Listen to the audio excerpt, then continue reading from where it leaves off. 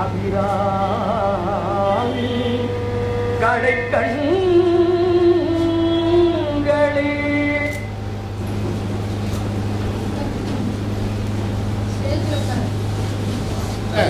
நமது இந்த கொங்கு ஃபால்கன்ஸ் பெருமாநல்லூரில் நடைபெறும் இந்த விழாவிற்கு கே.ஏ. மனோகரன் ரயில்வே பாதுகாப்பு ஆணையர் ஓய்வு சென்னை அவர்களை வருக வருக என வரவேற்கிறேன். கே.ஏ. மனோகரன் அவர்களை பற்றி ஒரு சிறிய அறிவிப்பு. அவருடைய அப்பா வந்து ஈரோடு அர்த்தனாரி என்று சொல்வார்கள். அவர் வந்து சிவன்மலை சிவசக்தி அறக்கட்டளைக்கு நடக்கவே முடியாது. இருந்தாலும் அந்த கல்வி உதவித்தொகைக்கு கையில் ஒரு ஆளை பிடிச்சிட்டு வந்துடுவார். அப்பேற்பட்ட ஒரு சமுதாய பணி ஆற்றக்கூடியவருக்கு பெருமகனாருக்கு மகனாக வந்துள்ளவர். அவர் எந்த விதத்திலையும் அவருக்கு சளைத்தவர் அல்ல. மிகப்பெரிய போஸ்டில் இருந்திருக்கிறாரு. தமிழ்நாட்டிலிருந்து ஃபஸ்ட்டு ரயில்வே கமிஷனர் சேஃப்டி இதுக்கு இவர் தான் செலக்ட் பண்ணியிருக்கிறாங்க. அதில் நம்ம சமுதாயத்துக்கு ஒரு மிகப்பெரிய பெருமை. அவர் வந்து கைண்ட் ஹார்ட்டட், ரொம்ப எளிமையானவர், நமது சமுதாயத்திற்கு உழைக்க வேண்டும் என்கிறத மிகப்பெரிய ஈடுபாடு கொண்டவர். இன்றைக்குமே ரிட்டையர்ட் ஆகியிருந்தாலும் அந்த ரயில்வேக்கு தேவையான சமாச்சாரங்களை அவர் முன்னின்று பார்த்துட்ருக்கிறாரு. தென்னக ரயில்வே இவர் மேலே மிகப்பெரிய நம்பிக்கையை வச்சிருக்குது. அடுத்தபடியாக நீதியரசர் எம் ஜீவானந்தம் ஐயா அவர்களை வருக வருக என வரவேற்கிறேன். இவர் மாவட்ட நீதிபதியாக இருந்து ஓய்வு பெற்றவர். கண்டிப்புக்கு மிக பெயர் போனவர். இவர் காலத்தில் அனாவசியமாக யாரும் இவரை பார்க்க முடியாது. நமது மருத்துவ சமுதாயத்தினுடைய முன்னேற்றத்தை பற்றி தீவிரமாக சிந்தனை செய்பவர். அனைத்து ஜூம் மீட்டிங்லேயுமே இவருடைய டிஸ்கஷன் ரொம்ப அபாரமாக இருக்கும். இவருடைய கருத்துக்கள் மிகவும் வலிமை மிக்கதாக இருக்கும். இவருடைய சொற்கள், இவருடைய எண்ணங்கள் எல்லாம் வந்து மிக மிக உயர்வான எண்ணங்களை பெற்றவர். அதுபோக இவருடைய யோகாவில் கைதேர்ந்தவர். நேச்சுரோபதி, சித்த வைத்தியம், இதில் எல்லாமே இவர் மிக கைதேர்ந்தவர். அதனால் நம்ம மருத்துவ சமுதாயத்திற்கு இவர் ரொம்ப பெரிய தொண்டாற்றியிருக்கிறார். கண்டிப்பு, கண்ணியமிக்கவர். அடுத்தபடியாக ஐயா குருநாதன் ஐயா அவர்கள் நமது போஸ்டல் டிபார்ட்மெண்ட்டில் முதல் முறையாக கிளாஸ் 1 ஆஃபீஸராக நம்ம சமுதாயத்திலிருந்து வந்திருக்கிறாரு. நமது இடத்தின் மீது மிகுந்த பற்று கொண்டவர். சிறந்த முயற்சியில் தான் வந்து இப்போ இந்த ரயில்வேவிலையும் போஸ்டல் டிபார்ட்மெண்ட்லையெல்லாம் நம்ம ஆளுங்க மேலே வர்றதுங்கிறது நீங்கள் அப்புறம் சர்வசாதாரணமாக நடக்கக்கூடிய காரியம் அல்ல. ஏன்னு கேட்டேன்னா அதெல்லாம் மேல் மக்கள், அதாவது மேல் ஜாதி மக்களுடைய ஆதிக்கம் நிறைந்த பகுதிக்கு இன்றைக்குமே வந்து அவ்வளோ சீக்கிரத்தில் நீங்கள் ரயில்வேலையோ போஸ்டல் டிபார்ட்மெண்ட்லேயோ மேலே வர்றதுங்கிறது ரொம்ப கஷ்டம். அந்த காலத்தில் இவருடைய சிறந்த நிர்வாகி இவர். பல்வேறு நிலையில் இவர் வந்த சேவைக்கு பரப்பற்றி ஒரிசா, பூனே, கட்டாக்கு இது மாதிரி நிறைய இடத்துல இவர் வேலை செஞ்சுருக்கிறார். அதனால் அவரை வந்து இந்த மீட்டிங்க்கு வந்ததில் நான் உண்மையிலே பெருமிதம் கொள்கிறேன். இதற்கு அடுத்தபடியாக அறங்காவலர்களை பற்றி நாம் சொல்லியே தீர வேண்டும். இந்த ட்ரஸ்டினுடைய அறங்காவலர்கள் வந்து 25 பேர் இருக்கிறாங்க. அந்த 25 பேருமே இன்றைக்கு வரைக்கும் ஒருத்தர் சரியாக பார்த்துக்கவே இல்லை.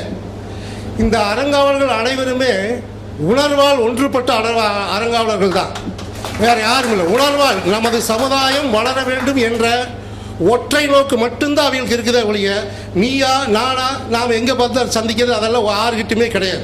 அப்படி ஒரு மிகப்பெரிய பொக்கிஷம் இந்த அறங்காவலர்கள் வந்து நம்ம இந்த ட்ரஸ்ட்டுக்கு கிடைத்த மிகப்பெரிய பொக்கிஷம் என்று தான் நான் சொல்வேன்.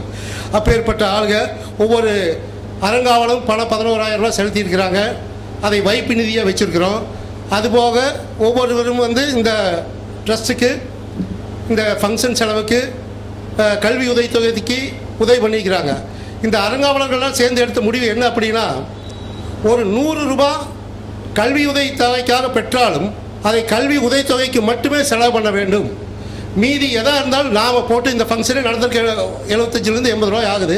இருந்தாலும் நாம் அதை போட்டு பண்ணிக்கலாம். அந்த கல்வி உதவித்தொகை எத்தனை அமௌண்ட் வாங்கணுமோ அதை அப்படியே மாணவர்களுக்கு செலவு பண்ணுங்கிறதுல இந்த அறங்காவலர்கள் மிகுந்த கண்டிப்பும் இருக்கிறார்கள். அதனால் அவங்களை பாராட்டி தீர வேண்டும். அடுத்தபடியாக இந்த மாணவியர்களுக்கு பரிசு கொடுப்பதற்காக ஒரு தேர்வுக்குழுவை ஒரு 7 பேர் கொண்ட ஒரு கமிட்டியை நியமிச்சிருக்கிறோம். அந்த 7 பேருமே ரொம்ப கண்ணியமாக நடந்திருக்கிறாங்க. ஏன்னா நேற்றைக்கு இல்லை இன்னைக்கு வரைக்கும் இந்த யாருக்கு ப்ரைஸுங்கிறது இந்த அறங்காவலர்களுக்கே தெரியாது. ஏன்னா யாரோ ஒருத்தர் ரெக்கமெண்ட் பண்ணிடக்கூடாது. அறங்காவலர்கள் வந்து அதாவது 85%க்கு மேலே 85% தான், 90% தான். சிங்கிள் பேரண்ட்டு எல்லாத்துக்கும் ஒவ்வொரு மதிப்பு கொடுத்து அவங்கள இது பண்ணியிருக்கிறாங்க. இவங்க வந்து மிகப்பெரிய உழைப்பை தந்திருக்கிறாங்க. அதாவது ஒவ்வொருத்தருக்கும் ஃபோன் பண்ணி மொத்தம் ஏறத்தாழ 120 அப்ளிகேஷன் வந்திருக்குது.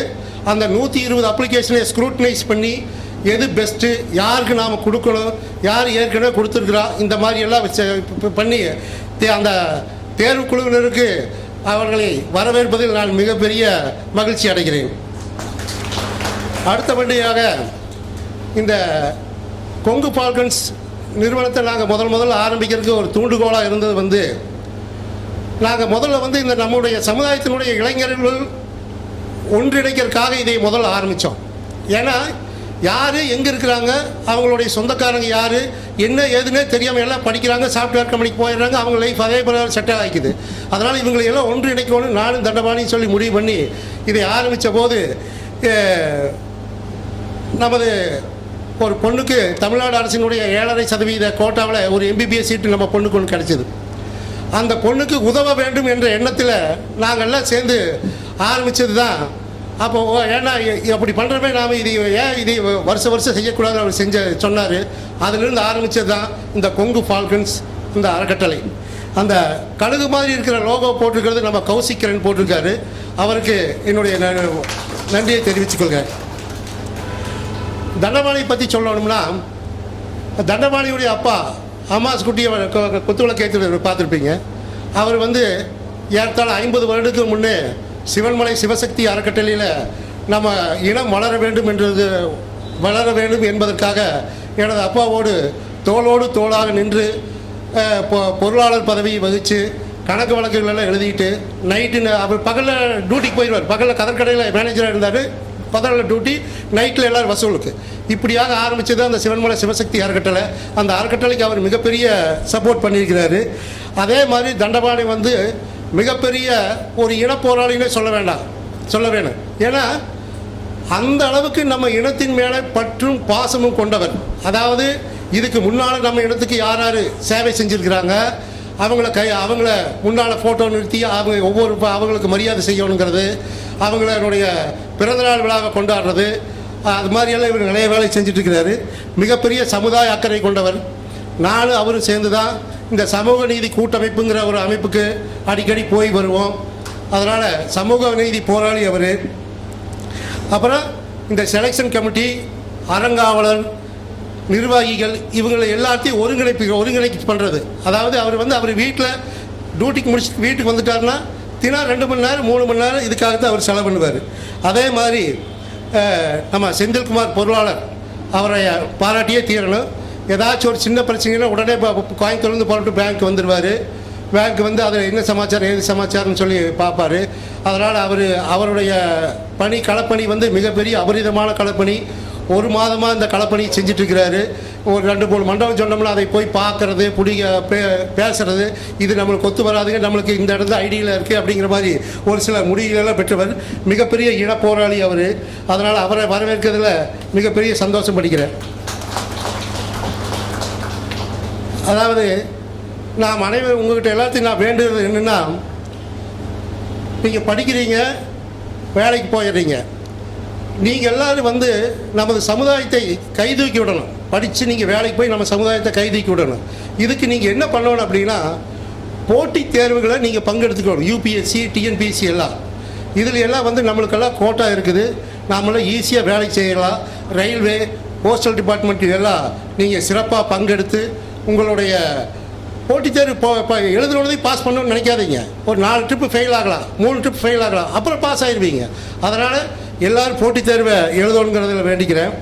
ஏறத்தாழ சமூக நீதி கூட்டமைப்பில் நான் தண்டபாணிகள்லாம் பயணித்து நம்மளுக்கு இழைக்கப்பட்ட அநீதியான 10.5% இடஒதுக்கீட்டை அதை சுப்ரீம் கோர்ட் வரைக்கும் போய் அதை தடுக்கிறதுக்கு மிகப்பெரிய போராட்டம் நாம் பண்ணியிருக்கிறோம். அதில் நம்ம மருத்துவர் சமுதாயத்தினுடைய பங்கு அளப்பரிய பங்கு.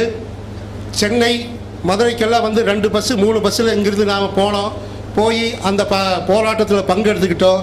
மதுரையில் மிகப்பெரிய மாநாடு 25,000 பேர்த்த கூட்டி மிகப்பெரிய மாநாடு நடத்தினோம். அந்த மாநாட்டை பார்த்து தமிழக அரசே வியந்து போயிடுச்சு. ஏன்னா யாருக்கு சிங்கிள் பைசா கொடுக்காம இத்தனை பேர் கூட்டியிருக்கிறாங்கன்னு சொல்லி போட்டு தமிழக அரசே கை நிமிர்ந்து பார்த்தது. அதனால் அந்த சமூக நீதி கூட்டமைப்பில் இவர் தண்டபாணி நானும் ஆக்டிவாக செயல்பட்டு இருக்கிறாரு. இனிமேல் நீங்களும் அந்த மாதிரி அந்த சமூக நீதி கூட்டமைப்பு அடுத்த ட்ரிப் ஏதாவது மீட்டிங்கு போராட்டம்லாம் நீங்களும் எல்லோரும் கலந்துக்கொண்டு வேண்டிக்கிறேன். ஏன்னா இந்த அரசாங்கம் மத்திய அரசும் சரி மாநில அரசும் சரி நீங்கள் கை நீட்டி போராடித்தான் உங்களுடைய எல்லாத்தையும் பெற்றுக்கணும். உங்களுக்கு யாரு கொண்டு கொடுக்க மாட்டாங்க. அந்த காலமெல்லாம் மலையேறி போச்சு. நம்மளுக்கு ஒரு கக்கனோ காமராஜரால் இப்போ யாரும் கிடையாது.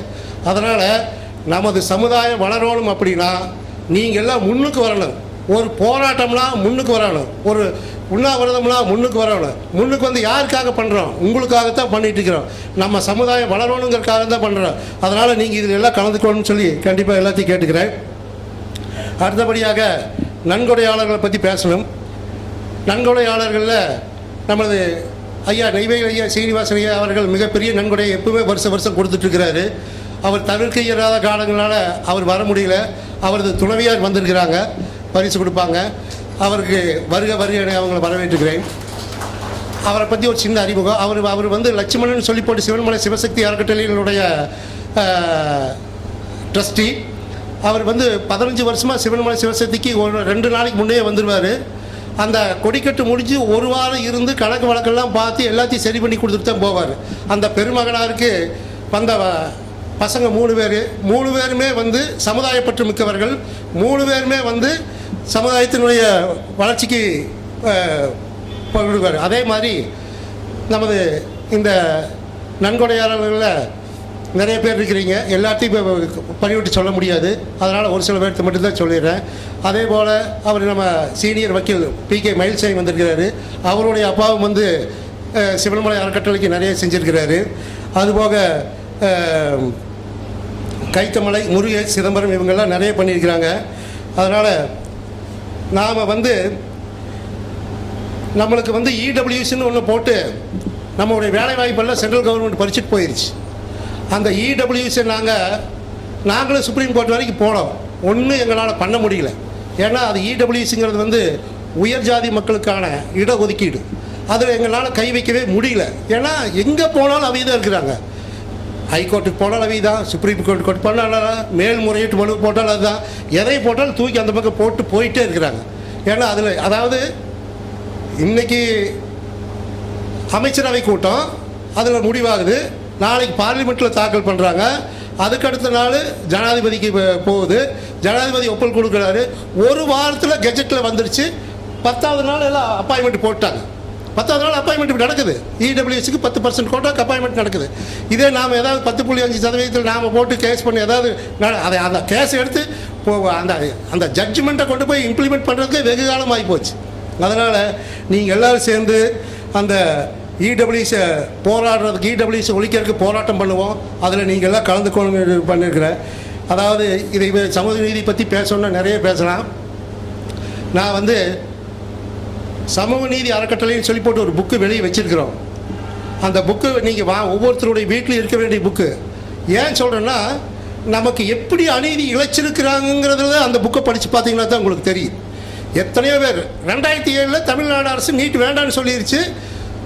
சுப்ரீம் கோர்ட்டும் வேணாம், அவங்க தமிழ்நாடு அரசுக்கு தேவையில்லைன்னு சொல்லிட்டாச்சு. ஆனால் நாம் இன்றைக்கி வரைக்கும் நீட்டில் உட்காந்து அழுதுகிட்டே இருக்கிறோம்.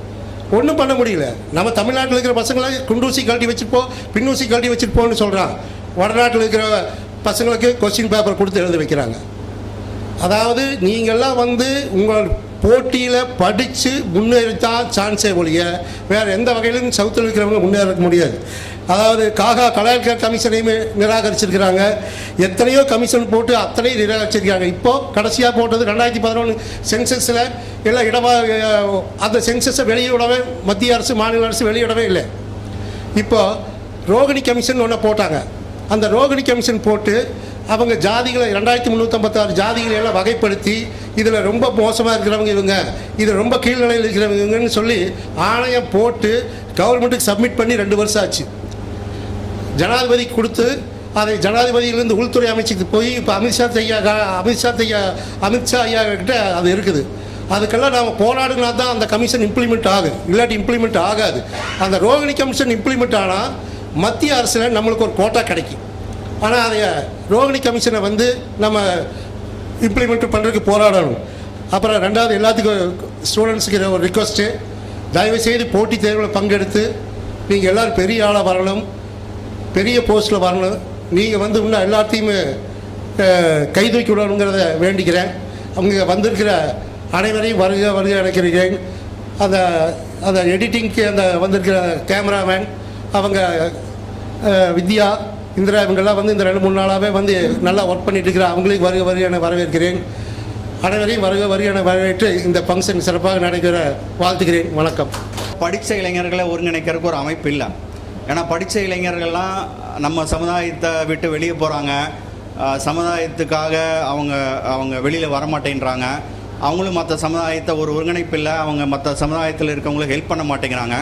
ஸோ அது அமைப்பு கண்டிப்பாக வேணும் அப்படிங்கிற ஒரு தாற்பயத்தில் தான் நம்ம ஒரு வாட்ஸ்அப் குரூப்பாக தான் இதை ஆரம்பித்தோங்க. டிசம்பர் 2019 ஒரு 5 பேர் 10 பேரை வச்சு நம்ம தெரிஞ்சவங்க, சொந்தக்காரங்க, அது மினிமம் க்ரைட்டீரியா என்னென்னா படிச்சிருக்கணும், காலேஜ் படிச்சிருக்கவங்க, இல்லை காலேஜ் படித்து முடிச்சுட்டு வேலையில் இருக்கிறவங்க, அந்த மாதிரி ஒரு 10 பேரை வச்சு ஆரம்பித்தோங்க.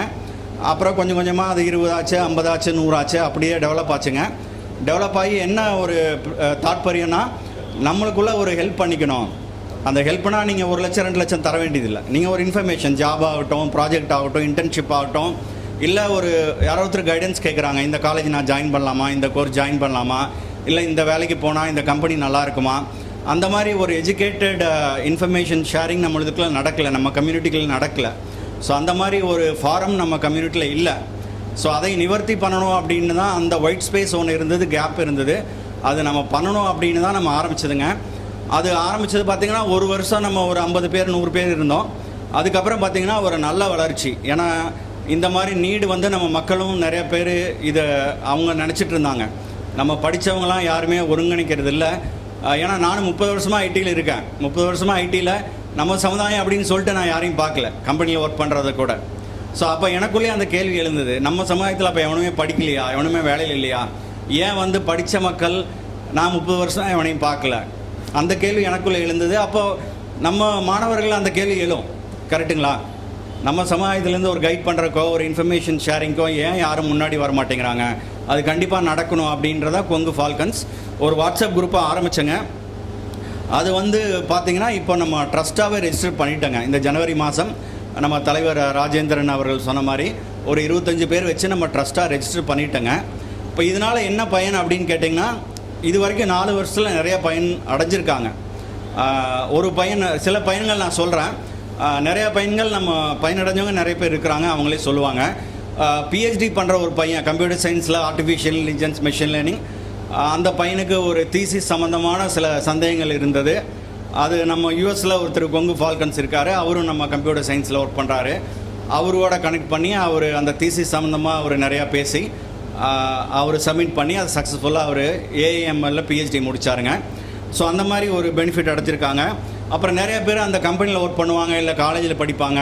அவங்கெல்லாம் தே ஃபைண்ட் தியர் கொலீக்ஸ். ஆக்சுவலாக ஆஃபீஸில் ஒர்க் பண்ணுறவங்க, காலேஜில் படிக்கிறவங்க, அவங்களுக்கெல்லாம் ஒரு தகவல் பரிமாற்றத்திற்காக ஒருங்கிணைப்பு பண்ணிக்கிறாங்க. அவங்க கொங்கு ஃபால்கன்ஸ் மூலமாக அவங்க கண்டுபிடிக்கிறாங்க. அப்புறம் ஜாப் ரெஃபரல்ஸுங்க, இந்த கம்பெனியில் இந்த ஜாப் இருக்குது, இல்லை நான் இன்டர்ன்ஷிப் வேணும், ப்ராஜெக்ட் வேணும், அந்த மாதிரி நிறைய பேர் பயனடைஞ்சிக்கிறாங்க இப்போ கொங்கு ஃபால்கன்ஸ் நம்ம நெட்வொர்க்குனால.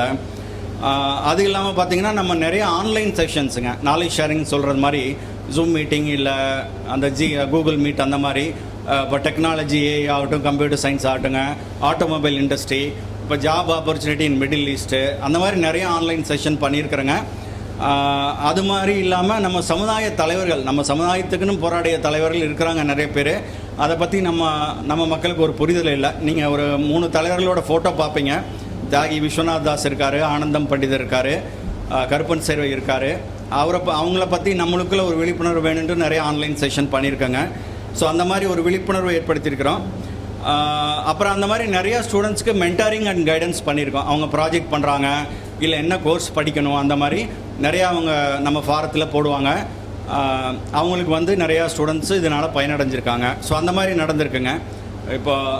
இப்போ பார்த்தீங்கன்னா நம்ம ஸ்காலர்ஷிப்பு 3 வருஷமாக கொடுக்குறோங்க. இது 3ஆவது வருஷங்க. முதல் 2 வருஷம் ஆன்லைனில் கொடுத்தோம். இப்போ ஆன்லைனில் 2022 ஆரம்பித்தேங்க. அது வந்து பார்த்திங்கன்னா ஒரு எல்லாமே நன்கொடை தான். நம்ம ட்ரஸ்ட்டுக்குன்னு ஒரு 2.5 லட்சம் ஒரு ஃபிக்ஸ்ட் டெபாசிட் இருக்குது. பட் அது பெரிய அமௌண்ட் இல்லைங்க. இப்போ நம்ம ட்ரஸ்ட் நடக்கிறது எல்லாமே இந்த டோனர்ஸ்ன்னு சொல்கிற நன்கொடையாளர்கள் அவங்க கொடுக்குறத வச்சா நடக்குதுங்க. இப்போ 2022 ஆரம்பிக்கும் போது ஒரு 1,04,000 நம்மளுக்கு நன்கொடை வந்துச்சு. அதை வச்சு ஒரு 13 பேருக்கு நம்ம ஸ்காலர்ஷிப் கொடுத்தோங்க. எல்லாமே காலேஜ் படிக்கிற நம்மளோட மாணவ மாணவிகளுக்கு கொடுத்தோம். இப்போ அடுத்த வருஷம் 2023 பார்த்திங்கன்னா ஒரு 2,52,000 நம்மளுக்கு டொனேஷன் வந்துச்சுங்க. நம்மளை நம்பி நீங்கள் கொடுங்க, நம்ம மாணவர்கள் படிக்கணும் அப்படின்னு கொடுத்தாங்க. அதனால் ஒரு 27 பேருக்கு நம்ம ஒரு டொனேஷன் கொடுத்தோங்க. இப்போ இந்த வருடம் பார்த்திங்கன்னா 52 மாணவ மாணவிகளுக்கு நம்ம ஸ்காலர்ஷிப் தரோங்க.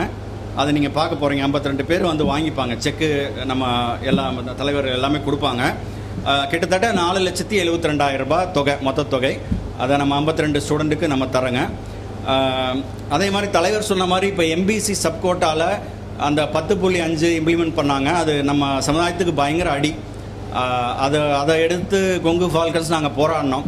மற்ற சமுதாய தலைவர்களோடு இணைந்து ஹைகோர்ட்டில் கேஸ் போட்டோங்க. அதுக்கு நம்ம ஒரு 2.5 லட்ச ரூபா நிதியுதவி பண்ணியிருக்கோம். அப்புறம் ஹைகோர்ட்டுக்கு அப்புறம் தமிழ்நாடு கவர்மெண்ட் சுப்ரீம் கோர்ட்டில் அப்ளை பண்ணும்போது நம்மளும் சுப்ரீம் கோர்ட்டில் போய் ஃபைட் பண்ணோம். நம்மனா ஒரு சமூக நீதி கூட்டமைப்பு பேரில் அதுக்கும் நம்ம பங்களிப்பு இருக்குது. அப்புறம் சென்னையில் மாநாடு நடந்துச்சு, மதுரையில் மாநாடு நடந்துச்சு. நம்ம குணத்தூர் ராஜேந்திரன் அவர்கள் வந்து ஒரு 200 பேரை கூட்டிகிட்டு போயிருந்தார் ஒவ்வொரு மாநாட்டுக்கும். அந்த மாதிரி சமுதாயத்துக்கு பாதிப்பு வரும்போது முன்னாடி நின்று கொங்கு ஃபால்கன்ஸ் போராடி இருக்கிறது, விழிப்புணர்வு ஏற்படுத்தியிருக்கிறது. மாணவர்கள் வந்து ஏன்னா இப்போ நாலேஜ் எக்கானமி, இப்போ எக்கானமி எல்லாம் மேனுஃபேக்சரிங் எல்லாம் போயிடுச்சுங்க. இப்போ எல்லாமே நாலேஜ் எக்கானமி. இப்போ இந்தியன் ஜிடிபி பார்த்தீங்கன்னா ஒரு 3 trillion. இந்தியா வந்து 5th largest economy. We are going to be the 3rd largest economy. 5 trillion ஆக போகிறோம். It's going to be knowledge based. அறிவு சார்ந்த தொழில்கள் தான் பெருக போகுது. அப்போ நம்ம ஒரு அறிவு சார்ந்த சமுதாயம். அது எவ்வளோ பேருக்கு உங்களுக்கு தெரியும் தெரியல. பழங்காலத்தில் இருந்து கல் தோன்றி மண் தோன்றா காலத்து மூத்த குடி தமிழ் குடி, அந்த அனைத்து தமிழ் குடிகளையும் காத்த மருத்துவ குடி நம்மள். சரிங்களா? நம்ம சமுதாயம் ஒரு அறிவு சார்ந்த சமுதாயம். ஒரு 300-400 வருஷமாக அதை தொலைச்சிட்டோம். அப்போ நம்ம சமுதாயம் வந்து திருப்பி அறிவு தேடல்களை ஆரம்பித்து அறிவு சார்ந்த சமுதாயமாக மாறணும். அப்போ தான் இந்த ஆப்பர்ச்சுனிட்டி நம்ம நாலேஜ் பேஸ்ட் எக்கானமியாக போகுது. இந்தியா வந்து 3rd largest எக்கானமி ஆகுது. அந்த ஆப்பர்ச்சுனிட்டிஸ்லாம் நம்ம சரியான முறையில் பயன்படுத்த முடியுங்க. ஸோ கொங்கு ஃபால்கன்ஸ் ஒரு அறிவு சார்ந்த ஒரு அமைப்பு. நம்ம இதில் படித்தவங்க ஒருங்கிணைந்து நம்மளுக்குள்ள ஒரு இன்ஃபர்மேஷன் ஷேரிங், ஒரு ஹெல்ப் பண்ணுற அமைப்பு. இது வந்து எல்லா மாணவர்களும் நீங்கள் கண்டிப்பாக இதில் இணைஞ்சுக்கணும். அது மாதிரி ஒர்க் பண்ணுறவங்க, வேலை பண்ணுறவங்க, இல்லை என்டர்பிரனராக இருக்கிறவங்க இணைஞ்சிக்கணும். அதுதான் நம்மளோட நோக்கம். நம்ம ட்ரஸ்டீஸ் 25 பேர் இருக்காங்க. அது ஸ்லைடில் நீங்கள் காமிப்பீங்கன்னு நினைக்கிறேங்க. ஸ்லைடில் ட்ரஸ்டீஸ் இன்ஃபர்மேஷன். சில ட்ரஸ்டீஸ் யாராவது வந்திருந்தீங்கன்னா நீங்கள் தயவு செஞ்சு எழுந்து நிற்க மாதிரி கேட்டுக்கொள்கிறேன். ஒரு 25 பேரில் ஒரு 13-14 பேர் வந்திருக்கிறாங்க. தயவு செஞ்சு எழுந்து நில்லுங்க. மேடையில் இருக்கிறாங்க. அவங்களுக்கு ஒரு கரகோஷம் கொடுங்கள். ஆமாம், அவங்களுக்கு கண்டிப்பாக நீங்கள் ஒரு கரகோஷம் கொடுக்கணும். ஏன்னா அவன் வேலையை பார்த்துட்டு போயிடலாம். நாங்கள் நல்லா படித்தவங்க, சம்பாதிக்கிறவங்க, ஃபேமிலி பார்த்துட்டு போயிருக்கலாம். பட் ஒரு சமுதாய நோக்கோட முன்னாடி வர்றது பெரிய விஷயம். சரிங்களா? அது மாதிரி 25 பேர் முன்னாடி வந்து நான் நிற்கிறேன், எனது மாணவர்களுக்காக, இளைஞர்களுக்காக நிற்கிறேன் அப்படின்னு 25 பேர் முன்னாடி வந்திருக்காங்க. அவங்கள நம்ம அவங்களுக்கு ஒரு மரியாதை. நன்றி, அனைவருக்கும் நன்றி. சரிங்களா சார்? இதுதான் கொங்கு ஃபால்கன்ஸ். நீங்களும் உங்கள் தெரிஞ்சவங்ககிட்ட சொல்லுங்கள். யாராவது காலேஜ் படிக்கிறாங்க, இல்லை படித்து வேலையில் இருக்காங்க, இல்லை படித்து தொழில் பண்ணுறாங்க அப்படின்னா கண்டிப்பாக கொங்கு பகுதியில் இருக்கிற அனைத்து மாவட்டங்கள், கொங்கு பகுதியில் இருக்கிற அனைத்து மருத்துவர்கள் இணைத்து நம்ம நடத்திட்டு இருக்கிறோங்க. எந்த பாகுபாடு இல்லாமல் அனைவருக்கும் நம்ம உதவி என்ன பண்ண முடியுமோ அதை பண்ணிகிட்ருக்கோம். ஸோ இதுதான் கொங்கு ஃபால்கன்ஸோட வரலாறு. இதுதான் சாதனை. இது தொடக்கம் தான். பட் இன்னும் அது மேலும் வளரணும். அதுக்கு நீங்கள் எல்லாமே உறுதுணையாக இருக்கணும். அருள்மிகு மாரியம்மன்ட்ட நம்ம அர்ச்சனை பண்ணி தான் தொடங்கியிருக்கிறோம். அவங்கள ஆசைகளோட, பெரியவர்களோட ஆசைகளோட, உங்களோட சப்போர்ட்னால இது கண்டிப்பாக வளரும். அனைவருக்கும் நன்றி. இந்த மேடையில் அமர்ந்திருக்கும் Thiru Rajendran, founder trustee, mister Thandapani, managing trustee, கௌரவ விருந்தினர்கள், அவர்கள் நீதிபதி ஐயா அவர்கள், ஜீவானந்தம் அவர்கள், Gurunathan, director postal service, Indian postal சர்வீஸுடைய உறுப்பினராக இருந்தவர், மற்றும் இங்கு அமைந்திருக்கும் மிஸ்டர் செந்தில், ட்ரஸ்டீஸ், அந்த 25 ட்ரஸ்டிகள் கொஞ்சம் பேர் வந்திருக்காங்க இங்கே, மற்றும் பெற்றோர்கள், மாணவர்கள், ஊக்கத்தொகை வாங்குறதுக்காக வந்திருக்க மாணவர்கள் எல்லோருத்துக்கும் என் முதற்கண் வணக்கம். எனக்கு இந்த வாய்ப்பு கொடுத்தமைக்கு மிக்க நன்றி. இதில் வந்து நான் ஒன்றே சொல்லிக்க விரும்புகிறேன். மற்ற ஆக்சுவல் பேச்சுக்கு போகிறதுக்கு முன்னாடி மிஸ்டர் தண்டபாணி அவர் சொன்ன மாதிரி வந்து 24ஆம் தேதி டிசம்பர் மாதம் 2019 ஆரம்பித்தார். அதிலிருந்து அவருடைய இன்வால்மெண்ட்டை பார்த்து ரொம்ப உயர்ந்திருக்கேன் நான். அதாவது இந்த ஃபால்கெட்ஸ் குரூப்புக்காக அவர் எவ்வளவோ நேரத்தை செலவிட்டிருக்காரு. அது மட்டும் இல்லாமல் இது 3வது முறை நம்ம எஜுகேஷன் ஸ்காலர்ஷிப் கொடுக்குறோம். நான் முதல்லேருந்து அவரோட இருந்திருக்கேன். அவர் ஒவ்வொரு முறையும் இந்த ஸ்காலர்ஷிப் ஒரு பர்டிகுலர் இவ்வளோ நான் இந்த வருஷம் இவ்வளோ நம்ம எப்படியாவது ஸ்காலர்ஷிப் டொனேஷன் கிடைச்சி ஆகணும்னு சொல்லிட்டு அதுக்காக ஒவ்வொருத்தரையும் பேசி எவ்வளோ கஷ்டப்பட்டுருக்காரு எனக்கு தெரியும். நான் ஏன்னா அந்த ஒவ்வொரு முறையும் அவர் வந்து இதை போடுறப்ப இவ்வளோ ஆயிருக்கு, ஒவ்வொரு நாளும் இன்றைக்கி இவ்வளோ செய்திருக்கு, இன்றைக்கி இவ்வளோ செய்திருக்கு, இன்றைக்கி இவ்வளோ செய்திருக்குன்னு போட்டுட்டு அது இல்லாமல் ஒவ்வொருத்தரையும் பேசுவார். சில சமயம் நான் என்ன பண்ணுவேன், எனக்கு தெரிஞ்ச ரெஃபரன்ஸ் அவர்கிட்ட கொடுப்பேன். அவர் பேச இன்னும் நல்லா கேட்பாங்கன்னு சொல்லிட்டு அவர்கிட்ட பேசுவேன். அந்த மாதிரி ரொம்ப கஷ்டப்பட்டுருக்காரு. இப்போ இந்த ஃபங்க்ஷன் கூட லாஸ்ட் 2 மந்த்ஸாக ஒவ்வொரு நுணுக்கமான செயல்களையும் அவர் திட்டமிட்டு அது எல்லாம் எங்கள் எல்லாத்தையும் இன்வால்வ் பண்ணி செஞ்சதெல்லாம் ரொம்ப அவர் ஹெல்ப் பண்ணியிருக்காரு. இவ்வளோ இது இந்த மிஸ்டர் ராஜேந்திரன் சாரோட சேர்ந்து இந்த பெரிய விழாவை இந்த அளவுக்கு கொண்டு வந்திருக்காரு. எனக்கு உங்களுடைய சார்பாக அவருக்கு ஒரு நன்றி சொல்லணும்.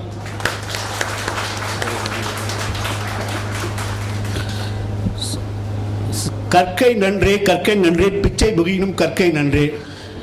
எஜுகேஷன் தான், கல்வி தான் உங்களுக்கு வந்து ஒரு வாழ்க்கையை, மகிழ்ச்சியை, தன்னம்பிக்கையை, நீங்கள் தலைந்து நடக்கக்கூடிய வாழ்க்கையை தரக்கூடியது. அந்த எஜுகேஷனை வந்து நீங்கள் ஒரு சிறப்பாக நினைக்கணும். அதை வந்து ஒரு தண்டனையாக நீங்கள் நினைக்கக்கூடாது. இந்த கல்வியை தரக்காக உங்கள் பெற்றோர்கள், எல்லா பெற்றோரும் ரொம்ப எவ்வளவோ சுமைகளாக சுமந்துட்டு அதோட உங்களுடைய கல்வியினுடைய சுமையும் சுமந்துட்டு உங்களுக்காக பண்ணியிருக்காங்க. இந்த வாய்ப்பு அவங்களுக்கு கிடைக்கல. அவங்க கிடைச்சது இதை விட நல்லாவே இருந்திருப்பாங்க. அதனால் வந்து உங்களுக்கு நீங்கள் வந்து அவங்களுக்கு இந்த கல்விக்காக அவங்களுக்கு இந்த கல்வி இந்த அளவுக்கு உங்களுக்கு கொடுத்ததுக்காக அவங்களுக்கு நன்றி சொல்லணும். நீங்கள் வந்து இந்த கல்வி எதுக்காக ஏன் இருக்குது, ஜஸ்ட் உங்களுடைய பெரிய ஆளாகி நீங்கள் சாப்பிட்றதுக்கு மட்டும் இல்லை. அது வந்து நீங்கள் எந்த வேலை கல்வியே இல்லாமல் கூட எத்தனையோ பேர் வந்து இப்போ அதை வாழ்க்கை நடத்திட்டு இருக்காங்க. நீங்கள் கல்வி கற்கிறது எதுக்கான மாணவர்கள் உங்களுடைய தாய் தந்தையர் செய்த சாக்ரிஃபைஸ் அதை நினச்சி பார்த்து உங்களுடைய சமூகத்தை உயர்த்தி அதுபோல் உங்களை போல் நீங்கள் பின்னாடி வந்து பெரிய ஆளாகி உங்களை போல் இந்த மாதிரி சுச்சுவேஷனில் உங்களை போல் 4-5 மாணவர்களுக்கு நீங்கள் உதவி செஞ்சீங்கன்னா அதையே நீங்கள் கல்வி கற்றதனுடைய பெரும் பயனாக இருக்கும். அதே மாதிரி நீங்கள் வந்து தீர்மானங்களை தீர்மானிக்கும் இடத்தில் நீங்கள் இருக்கணும். நீங்கள் தான் தீர்மானங்களை தீர்மானிப்பவராக இருக்கணும். அந்த அளவுக்கு நீங்கள் படிக்கணும். இப்போ வந்து இந்த அடுத்த எல்லாருமே இப்போ வந்து நீங்கள் டிகிரி ஜாயின் பண்ண போகிறீங்க. இது வரைக்கும் படித்தது வந்து இந்த டிகிரி ஜாயின் பண்ணுறதுக்கு தான் உங்களுக்கு வந்து உதவி இருக்குது. நீங்கள் இப்போ சில இதெல்லாம் வந்து மனப்பாடம் பண்ணி பாஸ் பண்ணியிருப்பீங்க, இதெல்லாம் இருக்குது. மார்க் மட்டும் வாங்கினா போதும் பாஸ் பண்ணியிருப்பீங்க. ஆனால் இப்போ நீங்கள் படிக்க போகிறது 3 வருஷமோ, டிகிரி படிச்ச arts and science students, engineering students 4 வருஷமோ ரொம்ப முக்கியமான கட்டம். இதுதான் உங்கள் வாழ்க்கையை நீங்கள் எப்படி வாழ போகிறீங்கன்னு தீர்மானிக்கிற ஒரு காலகட்டம். இந்த காலகட்டத்தில் வந்து நீங்கள் வந்து ஒவ்வொருத்தரும் இந்த டைமை வந்து வேஸ்ட் பண்ணாமல் படிக்கணும். நீங்கள் நாளைக்குன்னு போஸ்ட்போன் பண்ணி இருக்க சான்ஸே கிடையாது. இந்த 3 வருஷமும் ஓதாமல் ஒரு நாளும் இருக்க வேண்டாம்னு சொல்கிற மாதிரி ஒவ்வொரு நாளும் அட்லீஸ்ட் 3 மணி நேரம் நீங்கள் படித்தே ஆகணும். அப்படி நீங்கள் படித்தா தான் இது வந்து இந்த காலகட்டம் வந்து நீங்கள் வந்து மனப்பாடம் பண்ணால் போதாது. அதாவது புரிஞ்சு படிக்கணும். அந்த இன்ஜினியரிங்லாம் வந்து உங்களுக்கு வந்து பேசிக் புரிஞ்சு படித்தா தான் உங்களால் படிக்க முடியும். அதை புரிஞ்சு படிக்கிறதுக்கு இந்த டெய்லி நீங்கள் இந்த ரிவிஷன் காலேஜில் போயிட்டு வந்து ரிவிஷன் பண்ணால் தான் உங்களால் முடியும். அப்போ தான் உங்களுக்கு ஏதாவது தெரியலனா அடுத்தவங்களை கேட்டு தெரிஞ்சுக்க முடியும், இல்லை வேறு ஏதாவது ரெஃபர் பண்ணி படிக்க முடியும். அதே சமயத்தில் நீங்கள் காலேஜில் லெக்சரெல்லாம் உங்களுக்கு பாடம் நடத்துகிறப்ப ஏதாவது டவுட் இருந்தால் உடனே நீங்கள் வந்து அவரை கேட்கணும். எந்த டவுட்டாக இருந்தாலும் ரொம்ப நீங்கள் அடுத்தவங்க நினைக்கல சில்லி டவுட் சொல்லிட்டு, சில்லி டவுட்டே கிடையாது, அவனுக்கு அது தெரியாது. அவனை அடுத்த முறை அது கேட்டீங்கன்னா அது தெரியாது. ஆனால் நீங்கள் கண்டிப்பாக கேட்கணும். ஒவ்வொரு முறையும் ஒய் நாட், ஹவு, இந்த மாதிரி எப்போ, ஏது, எதுக்காக இது அப்படின்னு நீங்கள் யோசிச்சு பார்த்து நீங்களே அதுக்கு விட கண்டுபிடிக்கணும். அப்போ தான் வந்து நீங்கள் புரிஞ்சு படிக்க முடியும். இல்லைன்னா என்ன புரிஞ்சு படிக்க முடியலன்னா நீங்கள் பரிச்சை நெருங்கிறோம். பரிச்சை நெருங்கிட்டால் நீங்கள் மனப்பாடம் பண்ணி ஏதோ பாஸ் பண்ணான்னு 60 மார்க் வாங்கினா பாஸு, 60 மார்க் வாங்கிட்டு 50 மார்க் வாங்கிட்டு நீங்கள் பாட்டுக்கு வெளியே வந்துட்டே இருப்பீங்க. அப்போ வந்து நீங்கள் வந்து மார்க்கெட் ரெடியாக இருக்க மாட்டீங்க. மார்க்கெட்டில் வந்து நீங்கள் வெளியே போகிறப்ப புரிஞ்சு படிச்சிருக்கியான்னு மட்டும் தான் பார்ப்பாங்க. அது எதனால நீங்கள் பாஸ் பண்ணியிருக்கியான்னு பார்க்க மாட்டேன், புரிஞ்சு படிச்சிருக்கியா. அதுக்கு அந்த புரிஞ்சு படிக்கிறதுக்கு வந்து நீங்கள் டெய்லி நீங்கள் படித்தா தான் முடியும், இல்லைன்னா அதனால் முடியாது. இப்போ காலம் தான், அதனால தான் காலம் பொன் போடுறதுங்கிறாங்க. காலம் பொன் போடுறது, காலம் உயிர் போடுறது. பொண்ணு வந்து நீங்கள் இன்றைக்கி போயிடுச்சுன்னா நாளைக்கு கூட சம்பாதிச்சிக்கலாம். ஆனால் காலத்தை வந்து நீங்கள் வந்து ஒரு 3 வருஷமோ 4 வருஷமோ இன்றைக்கி விட்டுட்டீங்க, இன்றைக்கி வேணால் அதை சரியாக உபயோகிக்க முடியலன்னா அடுத்த அந்த 4 வருஷம் 3 வருஷம் உங்களுக்கு கிடைக்காது. அதனால் வந்து பிடிக்குதோ பிடிக்கலையோ டெய்லி 3 மணி நேரம் நீங்கள் உட்காரணும். நிறைய டிஸ்டர்பன்ஸ் வரும். அடுத்த வந்து பக்கத்துல இருந்து வந்து சொல்லுவார் உங்கள் ஃப்ரெண்டு, வாடா சினிமாவுக்கு போகலாம் அப்படின்னு சொல்லிட்டு. இல்லைன்னா நீங்களே நினைக்கலாம் சரி ஒரு காஃபி குடிச்சு வந்து படிப்போம்னு நினைக்கலாம். இல்லைன்னா நீங்கள் அதை கொஞ்சம் ஒரு 5 நிமிஷம் தூக்கிட்டு அப்புறம் படிக்கும்போது இந்த மாதிரி நிறைய டிஸ்டர்பன்ஸ் வரும். திடீர்னு வந்து மொபைல் ஃபோன் வரும், வாட்ஸ்அப்பில் திடீர்னு வாட்ஸ்அப் பார்க்க சொல்லுவோம். இதுக்கெல்லாம் நீங்கள் நோ சொல்லணும், நோ சொல்ல தெரிஞ்சிருக்கணும். நோ சொல்ல தெரிஞ்சால் தான் நீங்கள் வாழ்க்கையை உருப்பிடுவீங்க. யார் எது கேட்டாலும் நான் என்னுடைய லட்சியத்தை பார்த்து ஓடணும், அதுதான் உங்கள் குறிக்கோளாக இருக்கணும். நோ சொல்லி பழகுங்க. அப்புறம் வந்து இந்த கைபேசின்னு ஒன்று இருக்குல்லங்க, இந்த கைபேசி வந்து உங்களுக்கு எவ்வளவோ டிஸ்ட்ராக்ஷன் தரும். வாட்ஸ்அப்பு, ஃபேஸ்புக்கு, எவ்வளவோ இருக்குது. ஆனால் அதே கைபேசியை வந்து நீங்கள் உங்களுடைய லட்சியத்தை நோக்கி போகிறதுக்காக நீங்கள் வந்து அதை உபயோகிக்கலாம். அந்த கைபேசியில் தான் வந்து இன்டர்நெட்டே இருக்குது. சப்போஸ் உங்களுக்கு ஏதாவது தெரியல, இப்போ நான் அதை யூஸ் பண்ணிருக்கேன். ஏதாவது எனக்கு நான் வேலை செய்கிற இடத்துல புது வார்த்தை ஏதாவது சொன்னாங்கன்னா, புது வார்த்தை சொன்னாலும் உடனே நெட்டில் தான் தேடி பார்ப்பேன். நெட்டில் மொபைல் ஃபோன் இருக்குது, மொபைல் ஃபோனில் அது என்னென்னு பார்ப்பேன். அது மாதிரி அதை நீங்கள் பார்க்கலாம். அது இல்லாமல் இன்டர்நெட்டில் வந்து நிறைய கோர்சஸ் இருக்குது. இப்போ இன்ஜினியரிங் கோர்சஸ் பார்த்தீங்கன்னா வீடியோ கோர்சஸ், அத்தனை வீடியோ கோர்சஸ் இருக்குது. எல்லா துறையிலையும் இருக்குது. மெக்கானிக்கல் ஆகட்டும், கெமிக்கல் ஆகட்டும், ஆர்டிஃபிஷியல் இன்டெலிஜென்ஸ் ஆகட்டும், எல்லா துறையிலையும் வந்து உங்களுக்கு வீடியோஸ் இருக்குது. அது என்ன பெரிய பெரிய ஆளுங்க போட்ட வீடியோஸ், ஐஐடி ப்ரொஃபஸர்ஸ் போட்ட வீடியோஸ். அது NPTN ஒரு போர்ட்டல் இருக்குது, அது IIM மெட்ராஸுடைய ஒரு போர்ட்டல் இருக்குது, EDUன்னு ஒரு போர்ட்டல் இருக்குது, எவ்வளோ போர்ட்டல் இருக்குது. இதெல்லாம் ஃப்ரீ. அது என்ன பண்ணலாம் உங்களுக்கு தெரியலையா, வீடியோவை ஸ்டாப் பண்ணிட்டு திருப்பி ரீவைண்ட் பண்ணி பார்க்கலாம். அந்த சான்ஸ் உங்களுக்கு வேறு எதுலேயும் கிடைக்காது. அதை வந்து என்ன நீங்கள் அதான் உலகமே உங்கள் கைங்கிற மாதிரி இந்த மொபைல் ஃபோனில் நீங்கள் வந்து உங்களுக்கு ஆதரவாக நீங்கள் யூஸ் பண்ணிக்கலாம். நீங்கள் அதை யூஸ் பண்ணாவே உங்களுக்கு நீங்கள் எல்லாம் உங்களுக்கு புரிகிற மாதிரி இருக்கும். டிக்ஷனரி ஏதாவது இங்கிலீஷ் வேர்ட் தெரியலையா, உடனே டிக்ஷனரி, அந்த டிக்ஷனரி நீங்கள் ஸ்டோர் பண்ணி வச்சுருந்தீங்கன்னா, டவுன்லோட் பண்ணி வச்சா டிக்ஷனரி அப்போ அது பார்த்துட்டு அது எப்படி உச்சரிக்கிறது, அந்த வார்த்தையை எப்படி உச்சரிக்கிறது, இது எல்லாமே அதில் இருக்குது. ஸோ இதுக்காக நீங்கள் யூஸ் பண்ணுங்க.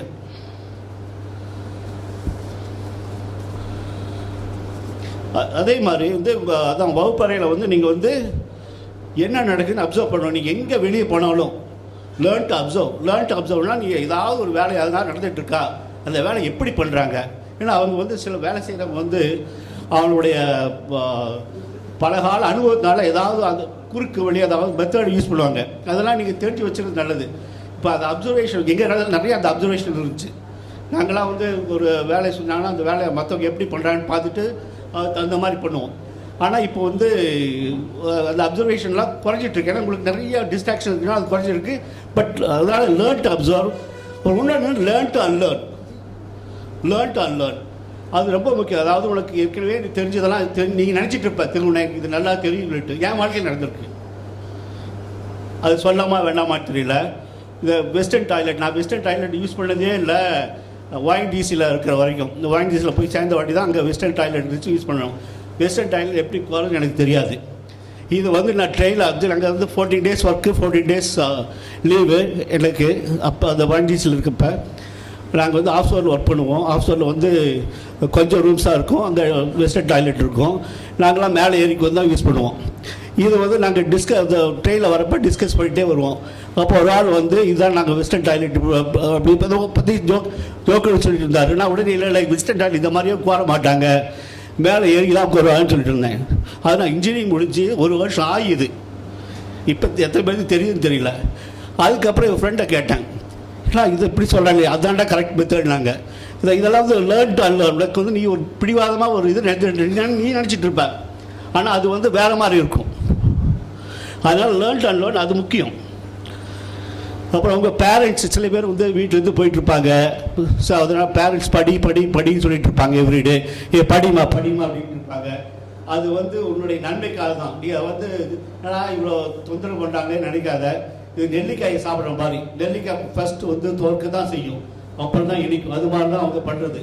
இப்போ வந்து உங்களுக்கு தெரியாது. இப்போ எப்போ உனக்கு பரீட்சை வருதோ, ஐயோ அப்பா அம்மா அன்றைக்கே சொன்னாங்களே படிக்க சொல்லி, நம்ம டெய்லி படிக்கலையே, டெய்லியும் படிச்சிருந்தோம்னா இந்த மாதிரி பிரச்சனை வந்திருக்காதே அப்படின்னு சொல்லிட்டு ஒரு அப்போ தான் உங்களுக்கு அந்த இது அறிவு வரும். இன்னொன்று வந்து நீங்கள் நினச்சிருக்கலாம் எனக்கு இவ்வளவு தான் அறிவு, இதுக்கு மேலே இல்லைன்னு. பட் வந்து ஒவ்வொருத்தருக்கும் அவங்க நினைக்கிறத விட அவங்களுக்கு ஆற்றல் ஜாஸ்தி. நீ நினைக்கிறத விட உங்களுடைய பிரெயின் பவர் ஜாஸ்தி. அதனால் வந்து நீ வந்து நீ வந்து உங்களுடைய லட்சியத்தை வந்து அதை அப்துல் கலாம் சொன்னார், கனவு காணணும். எப்படி கனவு காணணும்? உங்களுடைய லட்சியம் பெரிய லட்சியமாக இருக்கணும், அந்தளவுக்கு கனவு காணணும். ஆனால் அதே லட்சியம் அடையக்கூடியதாக இருக்கணும். அந்த லட்சியத்தை கனவு கண்டுட்டு அதை ஒரு குறிக்கோளை வச்சுட்டு அதுக்கு வேணுங்கிற அறிவை தேடணும். அறிவை தேடி அதுக்கு கடின உழைப்பு வேணும். அதுதான் நான் சொல்கிறேன், டெய்லி படித்தா தான் உங்களுக்கு அந்த ஆற்றல் கிடைக்கும், அறிவு கிடைக்கும். அப்போ இன்னொன்று வந்து டு நாட் ஹேவ் செல்ஃப் டவுட்டே இருக்கக்கூடாது. என்னால் முடியுமாங்கிற டவுட்டே உங்களுக்கு இருக்கக்கூடாது. அப்படி இருந்தது கொஞ்சம் நீங்கள் தயங்கினாலும் அடுத்தவங்க உங்களுக்கு முன்னாடி போயிட்டே இருப்பாங்க. இதுக்கு ஒரு ஸ்டோரி ஒன்று இருக்குது. இன்னைக்கு தான் ஜூலை 21 வந்து யாருக்கு அப்போலோ 11 பற்றி தெரியும்? நெயில் ஆம்ஸ்ட்ராங் யாருக்கு தெரியுமா? ஸ்டூடெண்ட்ஸ் நெயில் ஆம்ஸ்ட்ராங் யாருக்கு தெரியுமா? அப்போலோ 11 வந்து அவர் ஒரு குரூ. அப்போலோ 11 இந்த இதே 1969 இதே நாளில் தான் வந்து மூணில் லேண்ட் ஆச்சு. அதுலேருந்து 2 பேர் இருந்தாங்க. இந்த லேண்ட் ஆகிற மாடலில் 2 பேர் இருந்தாங்க. ஒருத்தர் பேர் அலிண்டர்னு பேர், இன்னொரு பேர் நெயில் ஆம்ஸ்ட்ராங். ஃபஸ்ட்டு இது நாசா வந்து அலிண்டரை தான் இறங்க சொல்லிச்சு. இல்லை, ஆனால் அலிண்டர் என்ன நினச்சாரு, ஃபஸ்ட்டு நம்ம ஒன்றும் தெரியாத இடமே எப்படி போகிறது, போயிட்டு திரும்பி வர முடியுமான்னு ஒரு செகண்ட் யோசிச்சார். இவர் யோசிக்கிறத பார்த்து நாசா என்ன சொல்லிச்சு, Neil Armstrong you go first அப்படின்னாங்க. அப்போ நீல் ஆம்ஸ்ட்ராங் ஃபஸ்ட்டு வந்து கீழே வந்து அதில் ஃபஸ்ட்டு மனுஷன் போய் நிலாவில் இறங்குனது. இப்போது அவர் பேர் தான் இருக்குது. யார் ஃபஸ்ட்டு போனாங்க சொல்லி நீல் ஆம்ஸ்ட்ராங் தான் சொல்கிறாங்க ஒழிய, ரெண்டாவது 10 நிமிஷம் கழித்து போனேன் அப்படின்ற பேர் எங்கேயுமே யாருக்குமே தெரியாது. நீங்கள் போய் இது நெட்டில் தேடி பார்த்தா தெரியும் யார் ரெண்டாவது ஆள் யாருன்னு சொல்லிட்டு. பட் எல்லாத்துக்கும் எல்லா புக்லையும் எல்லா ஸ்டூடெண்ட்ஸுக்கும் தெரியறது வந்து நீல் ஆம்ஸ்ட்ராங் தான். அப்புறம் நீங்கள் ஒவ்வொருத்தரும் நினச்சிருக்கலாம், ஐயோ அவன் அறிவாளி, நமக்கு அந்த அறிவு இல்லையே அப்படின்னு நினச்சிருக்கலாம். அறிவாளிங்கிறது ஒன்றுமே கிடையாது. அறிவாளிங்கிறது வந்து 1% இன்டெலிஜென்ஸ், 99% பெர்சீவரன்ஸ் சொல்லுவாங்க. உழைப்பு தான் 99%. இது வந்து நாங்கள் யாரும் சொல்ல, தாமஸ் ஆல்வா எடிசன் எவ்வளவோ இந்த விளக்கெல்லாம் கண்டுபிடிச்சவர் அவர். தாமஸ் ஆல்வா எடிசன் சொன்னது இது 99% கடும் உழைப்பு வந்து ஆட்டோமேட்டிக்காக வந்து நீங்கள் எந்த துறையிலையும் நீங்கள் ஜீனியஸ் ஆகலாம்.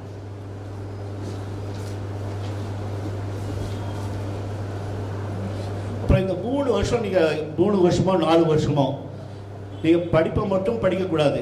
ஏதாவது சாட்டர்டே சண்டேல என்ன பண்ணணும்னா, உங்களுக்கு வரப்போகிற அதாவது 3 வருஷம் 4 வருஷம் கழிச்சு என்னென்ன எக்ஸாம் எழுத போகிறீங்கன்னு இப்போயே ஒரு லட்சியம் உங்களுக்கு வேணும்.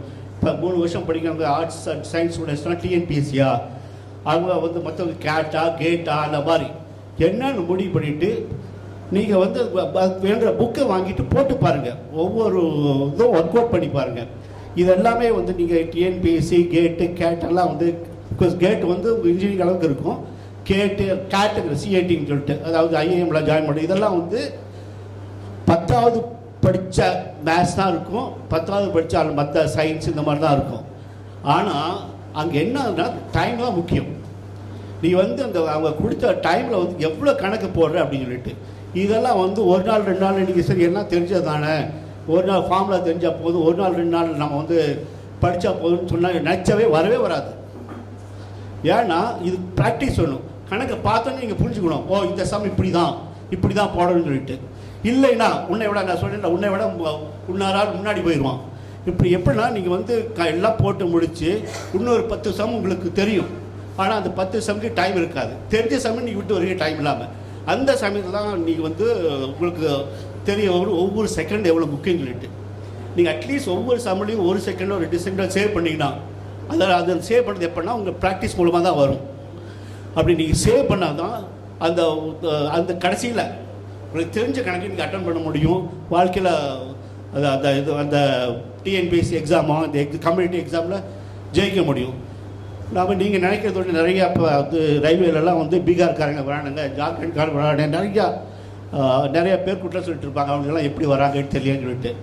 நாங்கள் இந்த பீகார்காரட்டையும் ஜார்க்கண்ட்காரட்டையும் பேசுறது உண்டு.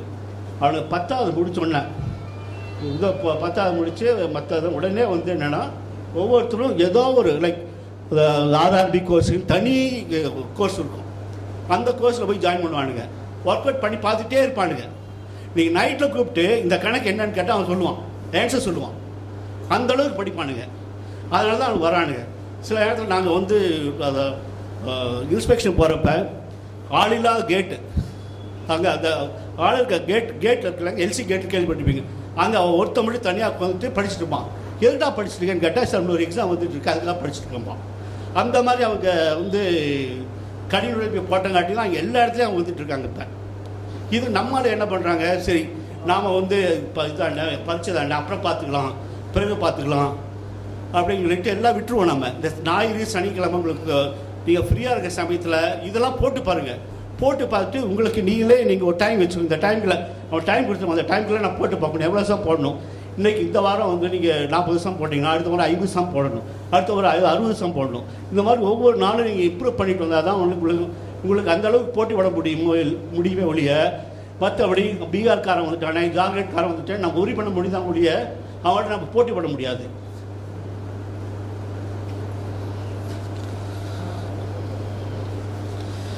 அப்புறம் ஒன்று வந்து நீங்கள் எல்லோரும் என்ன பண்ணுவாங்க, நாங்கள்லாம் வந்து ஏழை வீட்டு பையங்க, எங்கள் அப்பா அம்மாலாம் இந்த மாதிரி ரொம்ப ஏழைங்க, அந்த மாதிரி நீங்கள் தாளாக நினைக்காதீங்க.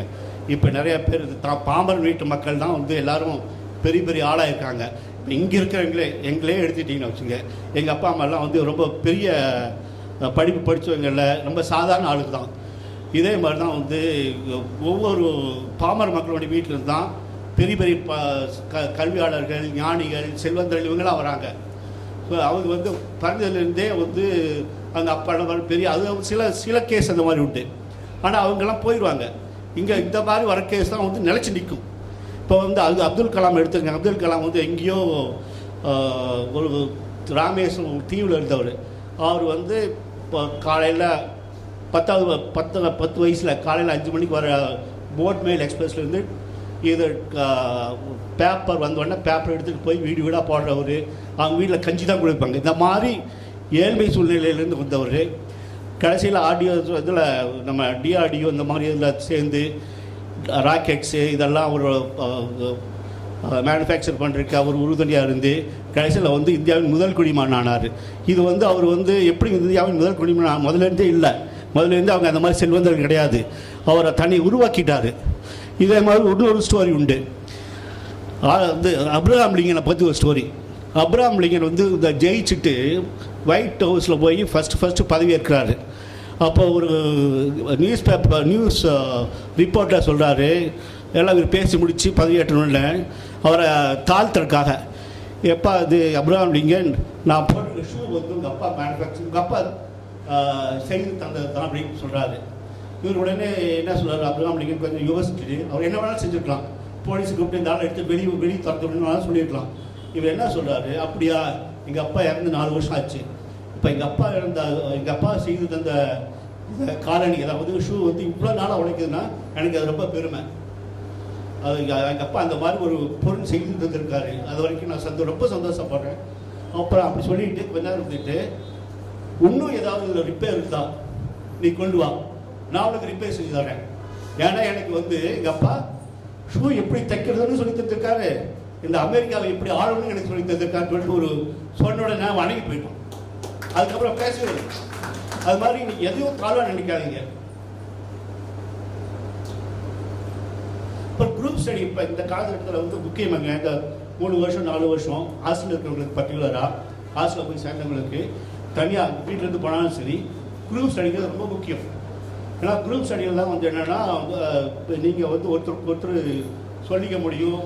நீங்கள் அடுத்தவங்களுக்கு சொல்லி தந்தால் தான் உங்களுக்கு புரியும் அதிகமாக. இல்லைன்னா வந்து உங்களுக்கு டவுட் இருந்துகிட்டே இருக்கும். அது வந்து நீங்கள் அடுத்தவங்களுக்கு சொல்லி தரப்போ தான் ஐயோ இது என்னன்னு தெரியலையே அப்படின்னு சொல்லிட்டு நீங்களும் ரெஃபர் பண்ண முடியும். அவங்களும் உங்களுக்கு சொல்லி தரப்போ அவங்க டவுட்டும் கிளியர் ஆகும். ஒருத்தருக்கு வந்து கல்விக்கு இருவர் அதான் சொல்லியிருக்காங்க. கடவுளுக்கு ஒருவர் கல்விக்கு இருவர்னு சொல்லியிருக்காங்க. கல்வி குரூப்பாக படிச்சிங்கன்னா இன்னும் பெட்டராக இருக்கும். சப்போஸ் நீங்கள்லாம் மோஸ்ட் ஆஃப் அஸ் வந்து எல்லாமே வந்து தமிழ் மீடியத்துலேருந்து வந்தவங்க. நீங்கள் ஒரு குரூப் ஃபார்ம் பண்ணிவிட்டு நீங்களே சொல்லலாம், நீங்கள் நாளையிலேருந்து நம்ம இங்கிலீஷில் தான் பேசுவோம், இங்கிலீஷில் பேசி பழகுவோம்னு பேசுனீங்கன்னா நான் இருந்தப்போ நான் காலேஜில் படித்தப்போ தான் நடந்தது. இது வந்து நாங்கள் புதுசாக சொல்லலை, நான் புதுசாக ஒரு கற்பனை பண்ணி சொல்லலை, இது நடந்தது. எங்கள் காலேஜில் நான் சிஐடி கோயம்புத்தூரில் படித்தேன். அப்போ இதெல்லாம் நடந்துச்சு. இவங்க 4 பேர் ஒரு குரூப்பில் வந்து இவங்க வந்து நம்ம இந்த மாதிரி சொல்லுவான், அடுத்தவங்க சொல்லுவான் ரொம்ப பெரிய இது மாதிரி பேசிட்டு ஒரு இங்கிலீஷில் இருக்குது, அதெல்லாம் கண்டுக்கூடாது. நீங்கள் உங்களுக்குள்ளே இங்கிலீஷில் பேசுங்க. அந்த இங்கிலீஷில் பேசணும் பயம் போகும். அதே மாதிரி ஒருத்தருக்கு வந்து நீங்கள் சொல்லி தந்தீங்கன்னா உங்களுக்கு வந்து அந்த உள்ள கல்வி ஞானம் ஜாஸ்தியாகும், டவுட்ஸ் எல்லாம் கிளியர் ஆகும். அதனால் முக்கியமாக ஃப்ரெண்ட்ஸ் உங்களோட லைக் மைண்டட் ஃப்ரெண்ட்ஸை நீங்கள் வச்சுருது ரொம்ப நல்லது. அப்புறம் இன்னொன்று தோல்வி கட்டி நீ பயப்படவே கூடாது. அப்படி ஏதாவது நீங்கள் உங்கள் லக்கை நோக்கி நீங்கள் பயணிக்கிறப்ப இந்த மாதிரி படிச்சுட்டு போயிட்டு இருக்கப்ப சம்டைம்ஸ் உங்களுக்கு ஏதாவது ஃபெயிலியர் வரலாம், தோல்வி வரலாம். அப்போ தோல்வி வந்தால் நீங்கள் தைரியமாக எதிர்த்து நிற்கணும். நீங்கள் எதனால் அந்த தோல்வி வந்து ஆராயணும். ஆராய்ச்சி அதுக்கு தகுந்த மாதிரி என்னென்ன பண்ணணும். அதான் சொல்கிறாங்க, உங்கள் மேலே நிறையா விமர்சனங்கள் வரலாம்.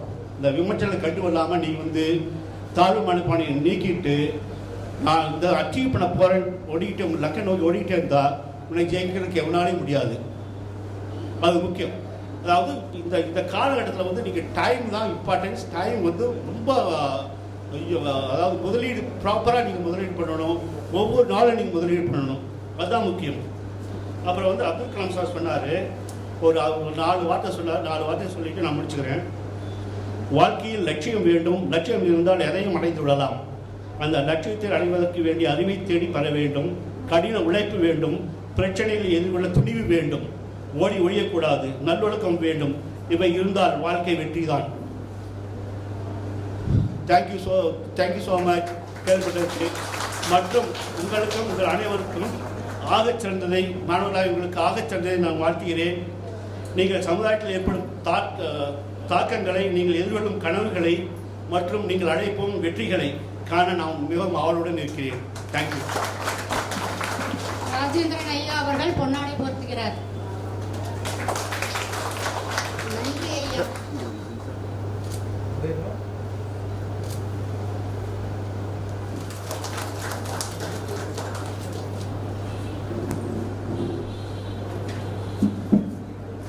அனைவருக்கும் எனக்கு உத்வேகம் அளித்த எனது நண்பரும் உறவினருமான மூத்த வழக்கறிஞர் திரு மயில்சாமி அவர்களுக்கு இந்த நேரத்தில் என் மனமார்ந்த வணக்கம். எனக்கு முன்னால் இப்போது நான் சென்னை உயர்நீதிமன்றத்தில் வழக்கறிஞராக பணிபுரிவதால் நானும் விரிவாக பேசுவேன் என்று உங்களுக்கு சொல்லிக்கொள்ள ஆசைப்படுகிறேன். அதாவது நமது சமூக முன்னேற்றத்திற்கு நிறைய விஷயங்கள் இருக்கிறது. யானையை கண்ட குருடர்கள் போல அரசியல் தான் சிறந்தது, அரசியல் மூலம்தான் நம் சமூகத்தை முன்னேற்ற முடியும் என்று சொல்லுகின்ற ஒரு சாரர், அல்லது சமூக சிந்தனையில் தான் அதை மாற்ற வேண்டும் என்கின்றவர்கள் ஒரு சாரர், பொருளாதார முன்னேற்றம் இருந்தால்தான் அது மாறும், அல்லது தத்துவத்தில் மாற்றம் இருந்தால்தான் மாறும், அல்லது சமய எண்ணங்களில் மாற்றம் இருந்தால்தான் நாம் மாறுவோம் என்று ஒவ்வொருவரும் ஒவ்வொரு விஷயங்களில் கூறுவார்கள், முரண்படுவார்கள். இது சம்பந்தமான விஷயங்களில் நான் என்னுடைய பேச்சை கொண்டு செல்லாமல் எச்சரிக்கையாக பேச ஆசைப்படுகிறேன். ஏனென்றால் சமூக, அரசியல், சட்டம், தத்துவம், சமயம், ஆன்மீகம் போன்றவைகளில் நம்மளுடைய சமூகம் எப்படி பாதிக்கப்பட்டிருக்கிறது என்பதை பேசுவது பெரிய ஒரு மாநாடு நடத்தினால் கூட ஒரு வாரம் பேசினால் கூட மாறாது. அந்த விஷயத்தில் நம்மளுடைய அமைப்பானது பொருளாதாரம் மட்டுமே நம் சமூகத்தை முன்னேற்றும் என்ற ஒற்றை குறிக்கோளில் முன்னெடுத்து செல்வது எனக்கு ரொம்ப பிடித்தமாக இருந்ததால் நானே சுயமாக அவர்களுடன் இணைந்து கொண்டு இந்த அமைப்பில் பாடுபடுவதற்கு வந்திருக்கிறேன். அதாவது இந்த பொருளாதார முன்னேற்றம் என்கின்ற ஒற்றை வார்த்தையில் நான் பேச ஆசைப்படுகிறேன். அதற்கு முன்பாக ஒரு முத்தாய்ப்பாக சொல்ல வேண்டும் என்று சொன்னால், இருக்கின்ற ஜாதிகளில், தமிழ்நாட்டில் இருக்கக்கூடிய ஜாதிகளில் அல்லது இந்தியாவில் இருக்கக்கூடிய ஜாதிகளில் கூட அதிகமான சங்கங்களும் அறக்கட்டளைகளும் இருக்கக்கூடிய ஒரே ஜாதி நம்மளுடைய ஜாதி தான். நீங்கள் எடுத்து பட்டியலிட்டு போட்டால் பல்வேறு வகையான அறக்கட்டளைகள், பல்வேறு வகையான சங்கங்கள், பல்வேறு வகையான அமைப்புகள், பல்வேறு வகையான அரசியல் சார்பாளர்கள், அரசியல் சித்தாந்தவாதிகள் எல்லாம் பேசுவார்கள். ஆனால் இந்த முன்னேற்றத்திற்கு நாம் அது விவாதிக்க சென்றோமானால் அது பெரிய விமர்சனத்துக்குள்ளாகும். அதனால் நான் சமூக மற்ற விஷயங்களை புறந்தள்ளிவிட்டு பொருளாதார ஒற்றை நோக்கில் மட்டும் பேச ஆசைப்படுகிறேன். இங்கே கூடியிருக்கக்கூடிய இளம் மாணவர்களுக்கு நான் சொல்லிக்கொள்வது என்னவென்றால், அதாவது ஒரு குணம் என்பது எங்கேயும் தானாக வருவதில்லை. இப்போ ஒரு வழக்கறிஞராக இருந்தால் சிறந்த பேச்சாற்றல் வேண்டும், ஒரு நீதிபதியாக இருந்தால் பொறுமையாக கேட்க வேண்டிய குணம் வேண்டும், ஒரு மருத்துவர் என்றால் பிறர் துன்பத்தை கண்டு அதை நிவர்த்தி செய்யக்கூடிய ஆற்றல் வேண்டும் என்பது அடிப்படையானது. இவைகள் எங்கும் புதிதாக கற்றுக்கொள்ள முடியாது. சிறு வயதிலிருந்தே அவர்களுக்கு வருவதுதான். நான் சிறு வயதில் இருக்கும் போதே எங்கள் வீட்டில் இருப்பவர்களெல்லாம் சொல்லுவார்கள், பயங்கர வாயாடியாக இருக்கிறான்.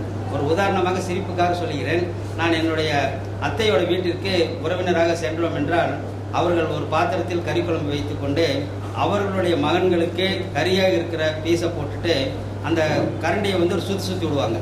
அந்த எலும்பு போய் எங்கே போய் அந்த பாத்திரத்தில் டங்குன்னு சத்தம் கேட்குதோ அந்த டக்குன்னு அந்த அந்த அந்த எலும்போடு இருக்கிற எலும்பு கறி எனக்கு குழம்பு ஊற்றுவாங்க. நான் என்ன சொல்லுவேன்னா, எங்கள் அத்தை அந்த பக்கம் ஒரு டங்குன்னு ஒரு சத்தம் கேட்குது பாருங்க அப்படின்னு நான் சொல்லுவேன்.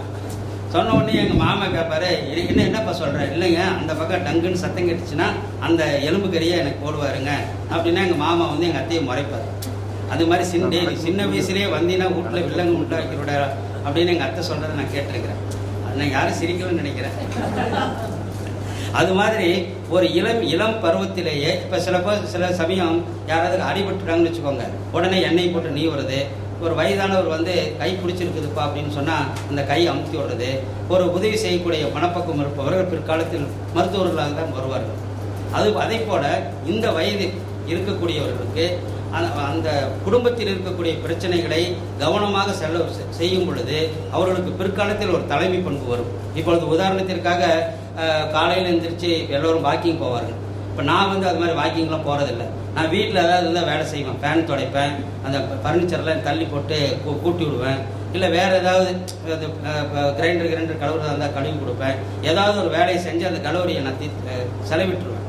ஆனால் இது போன்ற ஒரு முயற்சி தன் கண் முன்னால் ஒரு சகோதரியோ தன்னுடைய அம்மாவோ கஷ்டப்படுறதை பார்த்து கொண்டு அமைதியாக உட்காந்துட்டு இருக்கிறவர் பிற்காலத்தில் பெரிய பதவிகளுக்கோ பெரிய இதுக்கோ வர முடியாது. நீங்கள் என்னதான் ஒரு நிமிஷத்துக்கு 2500 சம்ச தீர்வு செய்து ஒரு பதவிக்கு வந்தால் கூட அந்த பதவியில் உங்கள் பரிமளிக்க முடியாது. அதனால் இங்கே இருக்கக்கூடிய இளம் மாணவர்களுக்கு நான் சொல்லிக்கொள்வது என்னவென்றால், உங்களுடைய அருகாமையில் இருக்கக்கூடிய உங்கள் அப்பா அம்மா, உங்களுடைய சகோதரி, உங்கள் குடும்ப சூழ்நிலைகளை மனதில் வைத்துக்கொண்டு நீங்கள் படியுங்கள். இந்த படிக்கும் பொழுது பொறுமை, சகிப்புத்தன்மை, விவாதிக்கக்கூடிய வல்லமை, இது எல்லாமே அங்கிருந்தே உருவாகும். இது நீங்கள் அடுத்த நிலைக்கு வரும் பொழுது ஒரு அழகான ஒரு இன்டர்வியூவில் நேர்முக தேர்வில் இதனுடைய பதில் உங்களுக்கு உதவியாக இருக்கும்.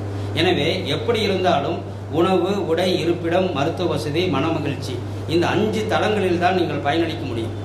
எவ்வளவுதான் நீங்கள் பெரிய ஐடி கம்பெனியில் இருந்தாலும் கூட அவருக்கு ஒரு துணியை அயன் பண்ண தெரியலன்னு வச்சுக்கோங்க.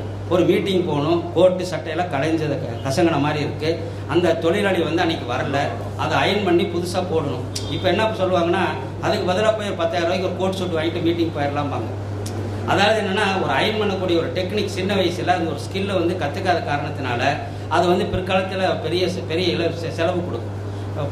நான் படித்து முடித்து திருமணத்திற்கு பிறகு எங்கேயாவது வெளியூரில் போய் வேலை செய்யும் இடத்துல நிறைய இளைஞர்கள் பயங்கரமாக சிரமப்படுறாங்க. அவங்க சிறு வயதில் வந்து வீட்டில் இருக்கக்கூடிய சிறு சிறு வேலைகளுக்கு கூட ஆண் பெண் இருவரும் சரி சிறு சிறு வயதில் இருப்பவர் கூட பழகாமல் போகிறார்கள். அதனால் நான் சொல்லுவதென்றால் 1990 பிறந்த 90 கிட்ஸ் என்று சொல்லுபவர்கள் தாய்மார்கள் என்ன செய்வார்கள் என்றால் டான்ஸ் கிளாஸ் அனுப்புவாங்க, டிராயிங் கிளாஸ் அனுப்புவாங்க, ஸ்விம்மிங் கிளாஸ் அனுப்புவாங்க, கிட்டார் கிளாஸ் அனுப்புவாங்க, யோகா கிளாஸ் அனுப்புவாங்க. எல்லா கிளாஸ் அனுப்பிச்சிட்டு அவங்க 25-27 வயசில் இருக்கிறவனுக்கு அப்படி பார்த்தோம்னா இங்கே பெரிய சமூக மாற்றம் ஏற்பட்டிருக்கணுமில்ல. எங்கே பார்த்தாலும் பாட்டு பாடுறவனு, டான்ஸ் ஆடுறவனு, கிட்டார் வாசிக்கிறவனு, நீச்சல் கோல்டு மெடல் வாங்குறவனு இருப்பான் இல்லைங்களா. அதனால் 1990 2000 பிறந்த குழந்தைகளை வளர்ப்பு முறையில் வந்து தாய்மார்கள் வந்து மிகப்பெரிய தோல்வியை கொடுத்திருக்கிறார்கள். அதனால் நாம் வந்து நம்மளுடைய சமூகம் என்பது எப்படி என்றால் மிக யாருக்குமே கிடைக்காத ஒரு அறிவை பெற்றது தான் நம்ம சமூகம். அதனால தான் ஒரு 1000 குடிகள் வந்து மெஜாரிட்டியாக இருக்கக்கூடிய மக்கள் இருந்தாலும் கூட நமது ஜாதியை சார்ந்தவர்கள் 1-2 குடிகள் வந்து தைரியமாக இருந்தார்கள். அவர்கள் ஜோதிடம், வைத்தியம், மாந்திரிகம், யோகம் என்று பல்வேறு கலைகளில் சிறந்தவர்களாக இருந்தார்கள். நான் இதை இவ்வளவு விஷயங்கள் எதற்காக சொல்கிறேன் என்று சொன்னால், மாணவர்கள் உங்களுடைய தனித்திறமைகளை வளர்த்தி கொள்ளுங்கள். இப்பொழுது ஆர்ட்ஸ் ஸ்டூடெண்ட்டாக இருந்தீங்கன்னா சுருக்கெழுத்து ஷார்ட் ஹேண்ட் படிச்சிருக்கணும். ஒரு மாணவனாக இருந்தால் உடல் தகுதியை வந்து பேணி இருக்கணும். திடீர்னு நாளைக்கு ஒரு மிலிட்ரி செலெக்ஷன்லாம் கூட செலக்ட் பண்ணணும். நிமிர்ந்த நடை, நேர்கொண்ட பார்வையாக நல்ல சுறுசுறுப்பாக இருக்கணும். ஒரு டிரைவிங் லைசன்ஸ் வாங்கியிருக்கணும். படிப்பை தாண்டி நிறைய விஷயங்கள் இருக்கிறது. இந்த படிப்பு வந்து சாதாரண ஒரு விஷயம், அதனால் ஒரு பிரயோஜனம் இல்லை என்று நினைத்துக்கொண்டு உங்களுடைய மனதை அறம் சார்ந்த விஷயங்களில் ஏற்படுத்த வேண்டும். இப்பொழுது நன்றி மறப்பது மிக சாதாரணமாக இருக்கிறது. பெற்றோர்களை உதாசீனப்படுத்துவது சாதாரணமாக இருக்கிறது. கஷ்டப்பட்டு நமக்காக உதவிக்கூடிய பெற்றோர்களை புறந்தள்ளிவிட்டு மேலே வரக்கூடியவர்கள் வந்து பிற்காலத்தில் அவர்கள் வந்து வெற்றி பெற்றியாளர்களாக இருந்ததில்லை. எனக்கு முன்னால் பேசியவர் அழகாக சொன்னார், ஏழை குடியில் பிறந்தவர்கள் மிகப்பெரிய சாதனையாளர்களாக வந்ததற்கு காரணம் என்றால் அந்த ஏழை குடியில் அவர்களுக்கு நிறைய விஷயங்களை வந்து கொடுத்திருக்கிறது. இப்பொழுது எனக்கு தெரிந்த இது சாதாரண விமர்சனமாக எடுத்துக்கலாம். குழந்தைகள் அனைவரையும் கஷ்டப்பட்டு படிக்க வைத்து எல்லோரும் வெளிநாட்டில் இருக்கிறார்கள். வயதான சமயத்தில் தாய் தந்தையர்கள் வந்து சிரமப்படுகிறார்கள். அவர்களுக்கு பணம் வந்து ஒரு பொருட்டல்ல. அந்த பணத்தை கொடுத்து விட்டு அவர்கள் தப்பித்து செல்ல முடியாது. இது எதற்காக சொல்கிறேன் என்று சொன்னால், இந்த இளம் மாணவர்கள் நீங்கள் கல்வித்தொகை பெற்று நன்றாக படித்து எதிர்காலத்தில் மிகப்பெரிய அறிஞர்களாக வர வேண்டும் என்பதற்காக தான் ஆசை. இப்பொழுது நான் படித்திருக்கும் பொழுது இது போன்ற உதவிகள்லாம் இல்லை. புத்தாய்ப்பாக என்னை முன்னிறுத்தி ஒரு உதாரணமாக சொல்லிக்கொள்வதில் நான் பெருமை அடைகிறேன். சொல்லிக்கொள்ளலாம், அதனால் ஒன்றும் தப்பு. ஏன்னா கண்ணுக்கு தெரியாத யாரோ வந்து நம் சமூகத்துக்காக அப்படி செய்தார் இப்படி செய்தார் என்று சொல்லுவதை விட நிஜ வாழ்க்கையில் இருக்கக்கூடிய நம்மளது தண்டபாணி அவர்களே முன்னுதாரணமாக சொல்லலாம்.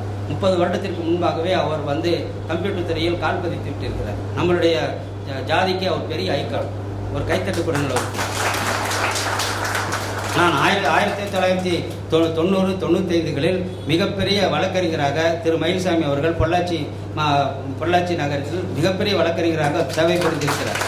ஜாதியை தாண்டி அந்த அடக்குமுறையை தாண்டி அவருடைய வாதங்கள் நீதிமன்றத்தில் வாதிட்டு வென்று வரும்பொழுது வேறு ஜாதிக்காரர்கள் கூட அவங்க ஜாதியில் வழக்கறிஞர்கள் இருந்தாலும் கூட மயில்சாமியை வைத்தால் நாம் வெற்றி அறிவோம் என்று அவர் வீட்டில் காத்திருந்ததை நான் பார்த்திருக்கிறேன். அவர் நம்மளது சமூகத்தினுடைய மிகப்பெரிய ஐக்கான். யாரோ கண்ணுக்கு தெரியாதவர்களை நாம் புகழ்வதை விட அவரை நாம் புகழ்வோம். அதே போன்று நான் வந்து கல்லூரியில் படிக்கும்போது நாங்கள் மிகப்பெரிய வசதியான குடும்பத்தை சார்ந்தவர்கள் அல்ல. நான் அரசு மாணவர் விடுதியில் தான் படித்தேன். அரசு மாணவர் விடுதியில் படிக்கும் பொழுது அந்த உணவு சமைப்பது, அந்த உணவு ஈயம்பூசாத பாத்திரங்கள், அந்த அரிசி நாத்தம் அடித்த அரிசி ரொம்ப மோசமான சூழ்நிலையில் இருக்கும். கைகளிலெல்லாம் சிறங்கு வந்துடும், கைகளில் கால்களிலெல்லாம் சிறங்கு வந்துடும். நாம் கல்லூரியில் படிக்கும்போது மெயின் ஹாஸ்டல் படிக்கக்கூடிய பசங்கள் வந்து பிசி ஹாஸ்டல் பசங்கனாவே ஒதுக்கி வைப்பாங்க. உங்க மேலே ஒரு கெட்ட வாடை அடிக்குதுமான்னு. ஆனால் அவர் அசைன்மெண்ட் பேப்பருக்கு என்னை தேடி பிசி ஹாஸ்டலுக்கு வந்து வாங்கி செல்வார்கள். மிகப்பெரிய அறிவும் நுட்பமும் இருந்ததுனால் எங்கே வேணாலும் நம்ம முன்னேற வரலாம். நான் வந்து வழக்கறிஞராக பதிவு செய்து திருமணமாகி கையில் குழந்தையும் வந்து விட்டது. அந்த சூழ்நிலை தான் போட்டித் தேர்வுக்கு ஆஜரானேன். போட்டித் தேர்வுக்கு ஆஜராகும் பொழுது ஆரம்பத்திலிருந்தே படிக்க வேண்டும். தேர்வு வினா வந்த உடனே கால்பர் வந்த உடனே படிக்க ஆரம்பித்தால் ஜெயிக்க முடியாது. நாம் பார்த்தோம். ஒரு பெரிய ஒரு கிளைண்ட் எனக்கு சொன்னார், அதெல்லாம் சரி தம்பி, உன்னை வைக்கல வச்சா எங்கள் சொந்தக்காரங்களாம் தப்பாக நினைப்பாங்க, ஒரு பெரிய வைக்கல் வச்சாதான் சரியாக இருக்கும் அப்படின்னு என்கிட்ட ஆலோசனை கேட்டுக்குவார். ஆனால் வைக்கல் வைக்கிறது பெரிய வைக்கல் வச்சுட்டு அவர் செய்கிறது ரைட்டாக தப்பான்னு பார்ப்பாரு, நமக்கு ஃபீஸ் கொடுப்பாரு. இதனால் நான் ஆடிட்டராக படிக்கலாமான்னு போனால், ஆடிட்டராக படித்தா ஆடிட்டருக்கு வந்து ஒரு பெரிய கம்பெனியில் போர்ட் ஆஃப் டைரக்டர் உங்கள் அப்பாவாக இருந்தால் தான் நீ போய் சார்ட்டர்ட் அக்கௌண்ட்டாக அங்கே இருக்க முடியும் அப்படின்னு. என்னடா இதுவும் இப்படியா இருக்குன்னு சொல்லி அப்புறம் லா படித்தோடனே ப்ராக்டிஸ் அவ்வளோ சரியாக வரல. ஸோ என்ன செய்கிறதுன்னு மூச்சா முன்னாள் இருந்து திட்டமிட்டு 98லேயே படிக்க ஆரம்பிச்சிட்டேன். 99ல் போகும்போது ஃபஸ்ட் அட்டம்ப்டில் அதாவது நான் ஜீவானந்தம் ஜேங்கிறதுனால முதல் இன்டர்வியூவாளனே நான் தான். நல்லா சாப்பிட்டுட்டு, டிஃபன் சாப்பிட்டுட்டு, காஃபிலாம் குடிச்சிட்டு, ஃப்ரூட் சலாட்லாம் சாப்பிட்டுட்டு, அந்த பேனல் ஜட்ஜஸ்லாம் வந்து இப்படி உட்காந்துருப்பாங்க. உட்காந்து வந்தவனு ஹாக்கி தெரியுமா, ஃபுட்பால் தெரியுமா, இந்த மன்னரங்கமன் மேனேஜரில் சொல்லுவார் இல்லையா தங்கவேல்கிட்ட, அது தெரியுமா இது தெரியுமான்னு போட்டு வறுத்து எடுத்துட்டாங்க. நானும் சரி, ஏன்னா நாமளும் சரி, நீ வந்து எனக்கு ஒரு வாய்ப்பு கொடுத்தீங்கன்னா உங்கள் ஜுடிஷியரிக்கு நல்லது அப்படிங்கிற தெம்பில் நானும் ஒரு சோழ பரம்பரையில் ஒரு பெரிய எம்எல்ஏங்கிற மாதிரி தான் பேசிட்டு வந்தேன், ஜெயிச்சிட்டேன். அதனால் எதுக்கு சொல்கிறேன்னா, அங்கே வந்து என்னாச்சுன்னா, நான் சிறு வயதில் இருக்கும்போது வீட்டு வேலை செஞ்சதெல்லாம் அங்கே எனக்கு வந்து நான் பாட்டி வீட்டில் தான் வளர்ந்தேன். எங்கள் பாட்டி வந்து அரிசி கழுவிடா கஞ்சி வடிக்கும் போது 4 தடவை கையில் கஞ்சி ஊற்றிக்கிட்டேன். அப்போ அவங்க என்ன சொன்னாங்கன்னா, மெதுவாக வடித்து ஊதாங்குழல் வையே, அவசரப்பட்டு வடிச்சுன்னா கையில் கஞ்சி கொட்டிக்குவேன்னு அந்த பாடமெல்லாம் படித்து நானே துணி துவைச்சிக்குவேன், நானே அயன் பண்ணிக்குவேன். எல்லா வேலையும் செய்யும் போது அங்கே கோர்ட்டில் உட்காந்துட்டு இருக்கும்போது மயில்சாமி சார் மாதிரி இல்லை வக்கீல் இல்லைங்க, மற்ற வக்கீலுங்க பேசும்போது கழுத்தில் ரத்தம் வரும், காதில் ரத்தம் வரும். அதெல்லாம் கேட்டு பொறுமையாக கேட்குற அளவுக்கு ஒரு பேஷண்ட் ஹியரிங் எப்போ வந்துச்சு, சின்ன வயசில் இருந்த ஒரு அனுபவம் தான் வந்துச்சு. அதனால் இது எங்கிருந்தே வர்றதில்லை, வாய்ப்பு வரும். இப்போ ராஜேந்திரன் ஐயா போராடி நம்ம ஜாதிக்கு 10.5% வாங்கி கொடுத்துட்றாரு. நீதிபதி தேர்வில் 10 நீதிபதிகளில் 100 நீதிபதிகளில் 10 நீதிபதிகள் வந்து நம்ம சமூகத்துக்குன்னு சட்ட போராட்டம் நடத்தி வாங்கி கொடுத்துட்றாரு. 10 நீதிபதிகளை வக்கீல் இருக்கணும் இல்லை, 10 நீதிபதிகளை வக்கீல் இருந்தால் தானே நீதிபதிக்குள்ளார போக முடியும். அதனால் படிக்கும் போது நல்லா அறம் சார்ந்து படிங்க, நன்றியோடு இருங்க.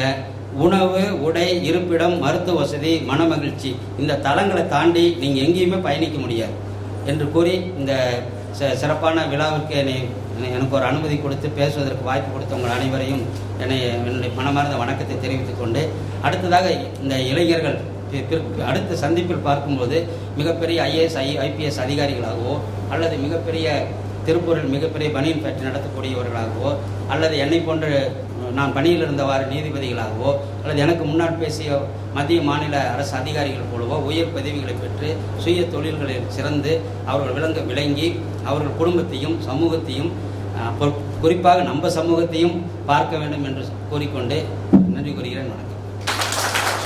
நன்றி ஐயா. திரு ஜீவானந்தம் ஐயாவுக்கு பொன்னாடை போதுகிறார்கள். பல தேர்வுகளை எழுதி மென்மேலும் பதவி உயர்வு பெற்று அஞ்சல் துறையின் இயக்குநராக ஓய்வு பெற்ற திரு ஜி குருநாதன் ஐயா அவர்களை சிறப்புரையாற்ற தாழ்மையுடன் கேட்டுக்கொள்கிறோம். அனைவருக்கும் வணக்கம். கொங்கு ஃபால்கன்ஸ் மருத்துவர் நல அறக்கட்டளையில் இன்று எஜுகேஷனல் ஸ்காலர்ஷிப் ப்ரோக்ராமில் கலந்து கொண்டிருக்கும் அனைவருக்கும் எனது வணக்கங்களை தெரிவித்துக் கொள்கிறேன். வரவேற்புரை அளித்து அமர்ந்திருக்கும் திரு SD ராஜேந்திரன் அவர்களே, கொங்கு ஃபால்கான்ஸ் வரலாறு மற்றும் சாதனைகளை விளக்கி அமர்ந்திருக்கும் தண்டபாணி ஐயா அவர்களே, கௌரவ விருந்தினராக கலந்து கொண்டு ரயில்வே பாதுகாப்பு ஆணையர் இந்தியன் ரயில்வே ஓய்வு திரு KA மனோகரன் அவர்களே, கௌரவ விருந்தினர் உரை நீதிபதி M ஜீவானந்தம் மாவட்ட நீதிபதி ஓய்வு சென்னை அவர்களே, இந்த ஸ்காலர்ஷிப் தேர்வுக்குழுவில் ஜட்ஜஸாக இருந்து தேர்வு செய்த அந்த 7 நல்ல உள்ளங்களே, அரங்காவலர்களாக இருக்கும் 25 பேர்களே, மற்றும் கடைசியாக நன்றியுரையாற்ற காத்திருக்கும் செந்தில்குமார் அவர்களே, உங்கள் அனைவருக்கும் எனது வணக்கங்கள். இந்த மகத்தான ஒரு மூமெண்ட்டை சிந்தித்து பின் அதனை திறம்பட செயல்படுத்தி வரும் தலைவர், செயலாளர், பொருளாளர் மற்றும் அரங்காவலர் குழுவிற்கு எனது பாராட்டுக்களையும் வாழ்த்துக்களையும் கூறிக்கொள்வதில் பெருமகிழ்ச்சி அடைகிறேன். இந்த மாபெரும் இயக்கம் தொடர்ந்து வெற்றியுடன் நடக்க வேண்டும் என்றும் பெரிய அளவில் வளர்ந்து நமது சமூகத்தை சார்ந்த அனைவருக்கும் உதவும் வகையில் ஆழமாக தலைக்க வேண்டும் என்று எனது ஆசையினை தெரிவித்துக் கொள்கிறேன். இன்று கல்வித்தொகை பெறுவதற்கு தேர்வு பெற்று பெரும் மகிழ்வுடன் அதை பெற்று தங்களது கல்வி தேவைகளை மேலும் சிறப்புடன் பூர்த்தி செய்து வீட்டுக்கும் நமது சமூகத்திற்கும் நமது நாட்டுக்கும் பெருமை சாக்க காத்திருக்கும் மாணவ செல்வங்களே, அவரது பெற்றோரே, உற்றார் உறவினரே, நண்பர்களே, உங்களுக்கு எனது ஒரு வேண்டுகோள் என்னவென்றால், உங்களது வெற்றியில் பங்கு கொண்டுள்ள நமது கொங்கு ஃபால்கான்ஸ் மருத்துவர் நல அறக்கட்டளை மேன்மேலும் வளர்ந்து இன்னமும் உங்களை போன்ற பல பேருக்கு பயன் தரும் வகையில் உங்களது பங்களிப்பை நீங்களும் வழங்க வேண்டும். அது மட்டுமல்லாது நமது நலச்சங்கத்தின் விவரங்களை நம்ம சமூகத்தை சார்ந்த அனைவருக்கும் கொண்டு சென்று சேர்க்க வேண்டும் என்று கேட்டுக்கொள்கிறேன். ஏனென்றால் ஐயா அவர்கள் முதல் கேட்டபோதே பார்த்தால் வெகு சிலரே வந்து நமது சங்கத்தை பற்றி தெரிந்தவர்களாக இருக்கிறார்கள். எனக்கே திரு நண்பர் கார்த்தி அவர்கள் என்னை அறிமுகம் செய்து வைத்தார். அதன் போல தான் நானே இந்த சங்கத்தை பற்றி தெரிந்து கொண்டு அதில் அங்கத்தினராக இருக்கிறேன். அதுபோல் நீங்களும் நம்மளுடைய சமூகத்தை சேர்ந்த அனைவருக்கும் இந்த சங்கத்தை பற்றிய விவரங்களை சென்று சேர்க்க வேண்டும் என்று வேண்டிக் கொள்கிறேன். நமது சமூகத்தை சார்ந்த இளைஞர் பெருமக்கள் தம் வாழ்க்கையில் முன்னேற வேண்டுமானால் கல்வியை தவிர வேறு நல்வழி இல்லை என்பதுதான் இப்போதைய உண்மை. ஐயா அவர்கள் பேசும்போது இடபிள்யூஎஸ் பற்றி கூறினார்கள். இடபிள்யூஎஸ் என்றால் எக்கனாமிக்கலி வீக்கர் செக்ஷன் என்று அரசு நிர்ணயித்துள்ளது. இவர்கள் வந்து பார்ப்பனர் போன்ற ஜாதியை சேர்ந்தவர்கள், ஃபார்வர்ட் காஸ்ட்டை சேர்ந்தவங்க. அவங்களில் வந்து பார்த்தீங்கன்னா எக்கனாமிக்கலி வீக்கர் 8 லட்சம் ரூபாய்க்கு மேலே அவங்களுக்கு வருமானம் இல்லை அப்படின்னு சொல்லி இருக்கிறவங்க வந்து அந்த வீக்கர் செக்ஷனில் அவங்க அப்ளை பண்ணுறாங்க. நான் வந்து தேர்வு கமிட்டியில் இருந்ததுனால இதை பற்றி கொஞ்சம் சொல்லணும்னு ஆசைப்பட்றேன். அவங்களும் வந்து அப்ளை பண்ணுறாங்க. நமக்கு வந்து அதர் பேக்வேர்ட் காஸ்ட்டில் நம்ம அப்ளை பண்ணுறோம். நமக்கு வந்து 19% அந்த இதில் நம்ம அப்ளை பண்ணுறோம். மற்ற எல்லாரும் அப்ளை பண்ணுறாங்க. நம்ம இந்த கமிட்டியில் உட்காந்து மார்க்குகளை அதை வச்சு நம்ம பார்க்கும்போது பார்த்தீங்கன்னா நம்ம ஓபிசியில் வர்றவங்க மார்க் பார்த்தீங்கன்னா 93%, 94% அப்படி இருக்கும். இந்த ஓடபிள்யூஎஸில் வர்றது 74-75% தான் இருக்குது. ஆனால் தேர்வுன்னு வரும்போது அந்த 10% அவங்க தான் வந்துடுவாங்க. அப்போ 94% எடுத்த நமது ஓபிசி மாணவர்கள் பாதிக்கப்படுறாங்க. அவங்க மேலே வர முடியாது. ஏன்னா அவங்களோட கம்மி மார்க் எடுத்தவங்க இடபிள்யூஎஸ் அப்படிங்கிறனால அவங்க முன்னேறிய சமூகத்தை சேர்ந்தவர்களாக இருந்தால் கூட அவங்க வந்து அந்த இடத்துக்கு பிடிச்சிடுறாங்க. அதனால் இது வந்து ஒரு அநீதியான ஒரு இடபிள்யூஎஸ் சட்டம்ங்கிறது ஒரு அநீதியான சட்டம் என்பதை நாங்கள் நேரடியாக உணர்ந்திருக்கிறேன். ஆகவே அதற்கு சமூக நீதிக்காக வேண்டி போராடி கொண்டிருக்கும் ஐயா அவர்களை மிகவும் வாழ்த்துகிறேன். கேடில் விழிச்செல்லும் கல்வி என்றார் திருவள்ளுவர். உங்களுக்கு உயர்வுக்கு உரிய வழியாக கல்விக்கு உதவுவதே நமது அறக்கட்டளையின் முக்கிய குறிக்கோள். வேறு எந்த வெல்ஃபேர் ஆக்டிவிட்டீஸ்லையும் எதுலேயும் நம்ம கொங்கு ஃபால்கான்ஸ் ஈடுபடுறதில்லை. முக்கியமாக வந்து கல்வி உதவித்தொகை மட்டும்தான். இதை நல்ல முறையில் பயன்படுத்தி கொள்ள வேண்டும். இதை உங்களுடைய முக்கியமான கடமையாக நீங்களும் ஏற்றுக்கொள்ள வேண்டும் என்று கேட்டுக்கொள்கிறேன்.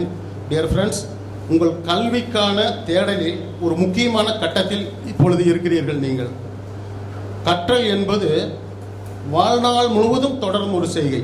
இன்னைக்கு படிச்சுட்டு நிறுத்துறது இல்லைங்க. படிப்பு அப்படின்னு நிறுத்திட்டீங்கன்னா, கற்கிறது அப்படின்னு நிறுத்திட்டீங்கன்னா வாழ்நாள் முழுவதுமே நீங்கள் கற்றுக்கிட்டு தான் இருக்கணும். ஒவ்வொரு எக்ஸ்பெரிமெண்ட்டும் ஒவ்வொரு பரிசோதனையும் உங்களை பயன்படுத்தி சிறந்த மேன்மக்களாக உருவாக்கும். எப்போதும் போட்டித் தேர்வுகளிலும் போட்டிகளிலும் கலந்து கொள்ளுங்கள். அது கற்றலில் இருக்கலாம், விளையாட்டாக இருக்கலாம், பணிக்கான தேர்வுகளாக இருக்கலாம், வேலைக்கான போட்டிகளாக இருக்கலாம். அவை அனைத்திலும் கலந்து கொள்வதுதான் உங்களுக்கான வாய்ப்பை உருவாக்கும். கேட்டு தெரிந்து கொள்ள தயங்காதீர்கள். அதுபோல தேவையான உதவிகளை உரியவர்களுக்கு செய்யவும் தயங்காதீர்கள். அடுத்தவங்ககிட்ட என்ன உங்களுக்கு உதவி வேணுமோ அதை நீங்கள் கேட்டு பெற்றுக்கிறது வந்து உங்களுடைய உரிமை. அதே போல் தெரியாமல் இருக்கிறவங்களுக்கு அதை நல்ல முறையில் சொல்லிக் கொடுக்கறதும் நம்மளுடைய கடமை தான். உங்களது தேடலும் புதியவற்றை தெரிந்து கொள்ள வேண்டும் என்ற வேட்கையும் தான் உங்களுக்கு மிகப்பெரிய வலிமையாக இருக்கும். உங்களை நம்புங்கள்.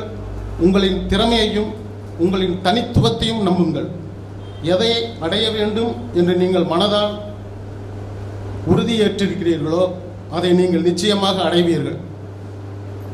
மறந்து விடாதீர்கள் நண்பர்களே, வெற்றி என்பது இறுதியானதல்ல. ஒரு போட்டியில் ஜெயிச்சிட்டோம் அப்படின்னா அது வந்து அதோட நின்று போகிறதில்லை. அதே மாதிரி தோல்வியும் அப்படிங்கிறதும் இறுதி முடிவானதல்ல. எப்பவுமே நம்ம வந்து வாழ்க்கையில் தொடர வேணும் அப்படிங்கிறத நம்மளுடைய முக்கியமான வேட்கையாக இருக்க வேண்டும். உங்களை சுற்றிலும் நேர்மறையான எண்ணங்களையும் உங்களை நல்வழிப்படுத்தும் நண்பர்களையும் அறிவுசார் சான்றோர்களையும் எப்போதும் வைத்துக்கொள்ள முயலுங்கள். அது உங்களை எப்போதும் தூண்டு விடாமல் உங்களது குறிக்கோள்களை சென்றடைய துணையாக இருக்கும். எனவே இன்றைய நீங்கள் எடுக்கும் ஒவ்வொரு அடியும் உங்களது நாளைய கனவுகளை நீங்கள் அடைவதற்கான வழிகளாக கொள்ள வேண்டும். ஸ்டே கமிட்டட், எப்போதும் உறுதியுடன் இருங்கள். ஸ்டே ஃபோக்கஸ்ட், எப்போதும் குறிக்கோளை கவனத்துடன் வையுங்கள். Most importantly stay true to your self. உங்களுக்கு நீங்கள் உண்மையாக இருங்கள். நண்பர்களே, வளமான ஒரு சமூகத்தை உருவாக்க ஒரு நல்ல அறிவான கல்வியில் சிறந்த இளைஞர்கள் தேவை. ஆனால் அவர்கள் வல்லவர்களாகவும் இருக்க வேண்டும். நல்ல பழக்க வழக்கம், ஒழுக்கம், ஆன்றோர் சான்றோரை போற்றும் பண்பு, ஆரோக்கியமான உடல்நிலை, இவை அனைத்துமே முக்கிய தேவைகள் என்பதை உணர்ந்து தவறான வழிகளை தவிர்த்து நேர் வழியில் சென்று வெற்றி வாகை சூடுமாறு உங்கள் அனைவரையும் வாழ்த்தி இந்த வாய்ப்புக்கு வணங்கி விடைபெறுகிறேன். நன்றி, வணக்கம். எண்ணியாங்கு எய்துவர் எண்ணியராக mankind, for this is the worship of God. மின்றி தன்னார்வத்துடன் முன்வந்து நமக்கு உதவிய தேர்வு குழுவினருக்கு நமது அறக்கட்டளையின் சார்பாக நன்றி கூற கடமைப்பட்டுள்ளோம். தேர்வு குழுவினரை மேட் engineering college, Namakkal. Miss Sukriti, MS, MTech, PhD scholar, VIT Vellore. Doctor Jai. தேர்வு குழுவினர் அனைவரையும் மேடைக்கு வருமாறு அழைக்கிறோம். Okay, last year it was 5 members. போன வருஷம் 5 பேர் இருந்தோம். இந்த வருஷம் அதை இன்க்ரீஸ் பண்ணி 7 பேர் ஆக்கியிருக்கோம். பிகாஸ் அதுக்கு தேவையான ஃபண்ட் நிறைய வந்தது. Number of people who are applying for the scholarship program also has been increase. நிறைய இன்க்ரீஸ் ஆகிட்டாங்க. சரி, இந்த selection committee is responsible for evaluating all the students applications as per the policy in a fair and unbiased manner. Sir, இதெல்லாம் okay. அந்த fair and unbiased manner அப்படின்னு இருக்குல்ல, அது என்னன்னு நான் ஃபர்ஸ்ட் எக்ஸ்பிளைன் பண்ணிடுறேன். இந்த அன்பயஸ்ட் அப்படின்ற வேர்டை நம்ம 10th ஸ்டாண்டர்ட் ப்ராபபிலிட்டியில் படிச்சிருப்போம். கரெக்டுங்களா? எல்லா ஸ்டூடெண்ட்டும் படிச்சிருப்பீங்க. அந்த ப்ராபபிலிட்டியில் சார் அன்பயஸ்ட் ஒன்று படிச்சிருக்கோம். அது என்ன சார் அன்பயஸ்ட்? அன்பயஸ்ட் அப்படின்னா யாருக்கும் எந்த ஒரு அட்வான்டேஜ் கொடுக்கறது கிடையாது. சரிங்களா? இப்போ இந்த செலெக்ஷன் கமிட்டியில் 7 பேர் இருப்போம். நிறையா பேர் ஸ்டூடெண்ட்ஸ் வந்திருக்கீங்க. வந்ததுக்கப்புறம் தெரியும் சார் இந்த செலெக்ஷன் கமிட்டியில் இருக்கிறவரை எங்கள் அண்ணா, இவர் எங்கள் சித்தப்பா, இவர் எங்கள் மாமா அப்படின்னு சொல்லி உங்களுக்கு எல்லாருமே தெரிஞ்சிருக்கும். ஆனால் எங்கள் மாமா எனக்கு ஃபோன் பண்ணலை. இதுதான் அன்பயஸ்ட். அதாவது உங்கள் ரிலேட்டிவாக இருந்தாங்கன்னா கண்டிப்பாக உங்களுக்கு கால் பண்ணியிருக்க மாட்டாங்க. ஏன்னா ஏதோ ஒரு சமயத்தில் நான் யாருக்காவது இம்பார்ட்டன்ஸ் கொடுத்துருக்கூடாது. சார் இவங்க எனக்கு தெரிஞ்சவங்க தான், இவங்களுக்கு கண்டிப்பாக நீங்கள் ஸ்காலர்ஷிப் கொடுங்க. இவங்க எனக்கு அவங்க ரிச் பர்சனாக கூட வந்திருக்கலாம், அவங்க கொஞ்சம் வசதியானவங்களாக கூட வந்திருக்கலாம். ஸோ அந்த இடம் யாருக்கும் வந்துடக்கூடாது. அதனால செலெக்ஷன் பண்ணும்போதே பார்த்தீங்கன்னா என்னுடைய ரிலேட்டிவ் இருந்தாங்கன்னா அதை வேற ஒருத்தருக்கு மாற்றிருப்போம். எல்லாத்துக்குமே அந்த 1 ரூபா கொடுத்தாலும் அது கரெக்டான பர்சனுக்கு போய் சேரணும் அப்படிங்கறனால தான் அந்த அன்பயஸ்ட் அப்படின்ற வேர்டை நம்ம யூஸ் பண்ணியிருக்கோம். சரிங்களா? Next, decision of the selection committee would be final and binding. ரைட்டுங்களா? இது உங்களுக்கு எல்லாருமே புரிஞ்சிருக்கும். ஓகே, தேர்வு குழுவினர் முடிவு செய்வதே இறுதியானது அப்படின்னு சொல்லி. இதுல நம்ம யாரையும் தட்டி கழிக்கணும் அப்படின்னு நாங்கள் யாரையும் பண்றது கிடையாது. எந்த அளவுக்கு முயற்சி பண்ணி ஒரு ஸ்டூடெண்ட் கிட்ட இந்த பணத்தை கொண்டு போய் சேர்த்த முடியும், அந்த பணத்தை கொண்டு போய் சேர்த்தும்போது டெஃபினட்டா it will be in a good cos. அதனால தான் இந்த செலெக்ஷன் கமிட்டி நாங்கள் சூஸ் பண்ணது. இங்கே 7 பேர் இருக்கோம். ஸோ இந்த 7 பேர்த்துல 3 பேர்னால வர முடியல. ஒரு 4 பேர் நாங்கள் இருக்கோம். Natarajan sir, Sukriti madam, myself Vijayakumar, அப்புறம் நிஜந்தன் சார். சரிங்களா? Next, objective of this scholarship programme. கேடில் விழுச்செல்வம் கல்வி ஒருவருக்கு மாடல்ல மற்றவை. ரைட்? ஸோ திருக்குறளுக்கு ஏற்ப ஒரு ஸ்டூடெண்ட்டோடைய எஜுகேஷனை நம்ம இன்க்ரீஸ் பண்ணி விட்டுட்டோம்னா அவன் சொசைட்டியில் சக்ஸஸ்ஃபுல்லாக வந்துடுவான். நம்ம எல்லாருமே எல்லாத்துக்குமே இப்போ சினிமா பார்க்குற ஒரு ஹேபிட் இருக்குன்னு நினைக்கிறேன். ஓகே, நம்ம இந்த அசுரன் ஒரு படம் பார்த்துருப்போம். அந்த படம் சக்ஸஸ்ஃபுல், சக்ஸஸ்ங்கிற விட Tamil industry one of the biggest success அப்படின்னு. அது நிறைய பேர் ஆளுக்கு ஒரு ரீசன் சொல்றாங்க. ஓகேவா, தனுஷ் நடிச்சிருக்காரு அதுன்னு. ஆனா அந்த படத்தோட சக்சஸ் என்ன தெரியுமா? அந்த கடைசி சென்டென்ஸ் தான். அந்த கோர்ட்டுக்கு வெளியே அவன் பையன்கிட்ட பேசுவான், ஓகேவா, உன்னோட பணம் இருந்தால் பிடிக்குவாங்க, இடம் இருந்தால் ஏமாற்றி வாங்கிடுவாங்க, ஆனால் படிச்சுட்டின்னு வச்சுக்குவேன், இந்த உலகம் உன்னை ஒன்றுமே பண்ண முடியாது. நீ படித்தவங்ககிட்டையும் படிக்காதவங்ககிட்டையும் பேசும்போது பாரு, படித்தவங்ககிட்ட பேசும்போது கான்ஃபிடென்ஸ் இருக்கும். ஓகே, அவன் படித்தவன், அவன்கிட்ட பேசும்போது கொஞ்சம் கவனமாக பேசு, ஏன்னா அவன் திருப்பி கொஸ்டின் கேட்டுருவான். படிக்காதவங்கிட்ட நீ என்ன வேணால் பேசலாம், டேய் சும்மா படிக்காத அப்படின்னு சொல்லி நம்ம தப்பிச்சிடலாம். ஸோ படித்தவங்ககிட்ட பேசும்போது ரொம்ப கவனமாக பேசுவாங்க. சரியா? அந்த கல்வியை எப்படியாவது நம்ம சமூக மாணவர்களுக்கு கொண்டு போய் சேர்த்தணும் அப்படிங்கிறதோட ஆப்ஜெக்டிவ் இதுதான். ரைட்டுங்களா? First, education is an effective tool for uplifting our community students. நம்ம கம்யூனிட்டியில் இருக்கிற ஸ்டூடெண்ட்ஸை கல்வியில் எப்படி உயர்த்தணும் அப்படின்னு பார்த்தீங்கன்னா, என்னோட பர்சனல் எக்ஸ்பீரியன்ஸை சொல்கிறேன். ஓகே, இப்போ இந்த ட்ரஸ்டி மெம்பர்ஸ் இருக்காங்களே, ட்ரஸ்டி மெம்பரில் எங்கள் மாமா ஒருத்தர் இருக்கார். ஓகே, மௌன சுந்தரம்னு, அவர் இன்னைக்கு வரல. சரிங்களா? நான் இன்ஜினியரிங் பண்ணும்பொழுது, நான் இன்ஜினியரிங் சேரும் போதே என்ன கோர்ஸ் சேரன்னு தெரியாது. எங்கள் வீட்டில் என்ன சொல்லிட்டாங்க, நீ என்னமோ படிடா. எனக்கு வந்து எந்த ஃபோர்ஸும் பண்ணல, ஆனால் என்ன படிக்கிறேன்னு எனக்கு தெரியல. ஓகே, இந்த மாமா தான் எனக்கு ஹெல்ப் பண்ணுறாரு. சரி, நம்ம ரிலேட்டிவ்ல உனக்கு நிறைய சொந்தக்காரங்க இருப்பாங்களே, ஏன் இவரை மட்டும் ஸ்பெசிஃபிக்காக சொல்கிறோம் அப்படின்னு பார்த்தீங்கன்னா, நிறையா படித்தவங்க இருப்பாங்க, ஆனால் இது படிடான்னு யாரும் எனக்கு சொல்லலை. இப்போ உங்களுக்கு நிறைய பேர் இருக்கும். சரிங்களா? அப்போ அவர் தான் என்னை கூட்டிகிட்டு போய் என்ன கோர்ஸ் படிக்கிற அப்படின்னு, அங்கிள் நான் வந்து ட்ரிபிள் இ பண்ணலான் இருக்கேன். நம்ம சொந்தக்காரங்களை ட்ரிபிள் இ பண்ணவங்க சொல்லிட்டு ஒரு 5 பேர்த்த இன்ட்ரடியூஸ் பண்ணி வச்சார். இவங்க கிட்ட நீ நாலேஜ் கெயின் பண்ணிக்கோ அப்படின்னு சொல்லி. சரிங்களா? இப்போ எனக்கு ஒரு மாமா கிடைச்சாரா? அந்த மாதிரி இங்க இருக்க ஸ்டூடெண்ட்ஸ்க்கு 550 பேர் இருக்கும். எனக்கு ஒருத்தர் கிடைச்சாரு, நான் மேலே வந்துட்டேன். உங்களுக்கு 550 பேர் இருக்காங்க, நீ எவ்வளோ மேலே வரலாம். சரிங்களா? ஸோ இந்த குவாலிட்டி எஜுகேஷன் தான் உடனே நெக்ஸ்ட் லெவலுக்கு கூட்டிகிட்டு போக போகுது. Education creates level playing field by giving self confidence. நான் ஆல்ரெடி உங்களுக்கு சொன்ன மாதிரி, நீ படிச்சுட்டீனாலே உனக்கு ஒரு தைரியம் வந்துடும். சரிங்களா? அவேர்னஸ். சரி, இது நான் டே டு டே லைஃப்பில் நான் பார்க்கக்கூடியது. ஓகே, நம்ம நிறையா சொல்லுவோம், இருக்கிறதுலே எல்லாருமே சொல்கிறது என்ன, நான் இருந்த கட்டம் தான் கஷ்டமான கட்டம், இப்போ இருக்க ஜென்ரேஷன் கிட்ட நான் இருந்த கட்டம் தான் கஷ்டமான கட்டம் அப்படின்னு நம்ம சொல்கிறோம். சரிங்களா? நான் இப்போ சொல்கிறேன், நல்லா நோட் பண்ணிக்கோங்க. இந்த ஜென்ரேஷன், அதாவது இப்போ நீங்கள் ஃபர்ஸ்ட் இயர்லேருந்து தேர்ட் இயர் படிக்கிறீங்க பார்த்தீங்களா, நீங்கள் தான் வேர்ல்ட்ஸ் கிஃப்டட் சில்ட்ரன். ஏன் தெரியுமா? உங்கள் கூட இருக்கவங்க எல்லாருமே all pass 10th 12th pass பண்ணவன், படிக்காமல் காலேஜ் வந்தவனுங்க. நீ கொஞ்சம் விவரமாக இருந்து படிச்சிட்டீங்கன்னா நீ ஜெயிச்சிருவேன். நான் சொல்கிறது உங்களுக்கு புரிஞ்சிருக்குன்னு நினைக்கிறேன். சரியா? இப்போ நம்ம first second year third year படிக்கிறவங்களாம் பார்த்தீங்கன்னா, சார் நாங்கள்லாம் நம்மளும் ஆல் பாஸ் தான், கூட மட்டும் இல்லை, நம்மளும் ஆல் பாஸ் தான், படிக்காமையே பாஸ் ஆகி வந்திருப்பான். சரிங்களா? இப்போ நீ ஒரு காம்படிட்டிவ் எக்ஸாம் அப்படின்னு போகும்போது பார்த்தீங்கன்னா, டெஃபினட்டாக உனக்கு ஒரு இம்பார்ட்டன்ஸ் இருக்குது. நான் ஒரு தடவை பேங்க் எக்ஸாம் எழுதிட்டு அந்த ரிசல்ட் வந்துருச்சு, நான் போய் செக் பண்ணுறேன். ஓகே, எனக்கு 22 மார்க் அவுட் ஆஃப் 100, நம்ம 22 எடுத்தால் பாஸ் நம்ம கம்யூனிட்டிக்கு. சரியா? நான் சரி, அந்த இன்னும் கொஞ்சம் கீழே இருப்பாங்களே SC ST ஸ்டூடெண்ட்ஸ், அவங்க மார்க் எவ்வளோ 5, 100 மார்க்கில் 5 எடுத்தா பாஸ். சரியா? அப்போது நான் கேட்குறேன், அப்போ என்னை விட 17 மார்க் கம்மி எடுத்தா அவனுக்கு சீட்டு கிடச்சிருமா, கவர்மெண்ட் ஜாப் கிடச்சிருமா அப்படின்னு. அப்போ ஒருத்தர் சொன்னார், அதை விடு, முன்னாடி ஒரு கேட்டகரி இருக்கான் பாரு, அவனை பாரு, அவனுக்கு 48, உன்னோட 26 மார்க் அதிகமாக எடுத்தவன் தான் பாஸ் பண்ணியிருக்கான்.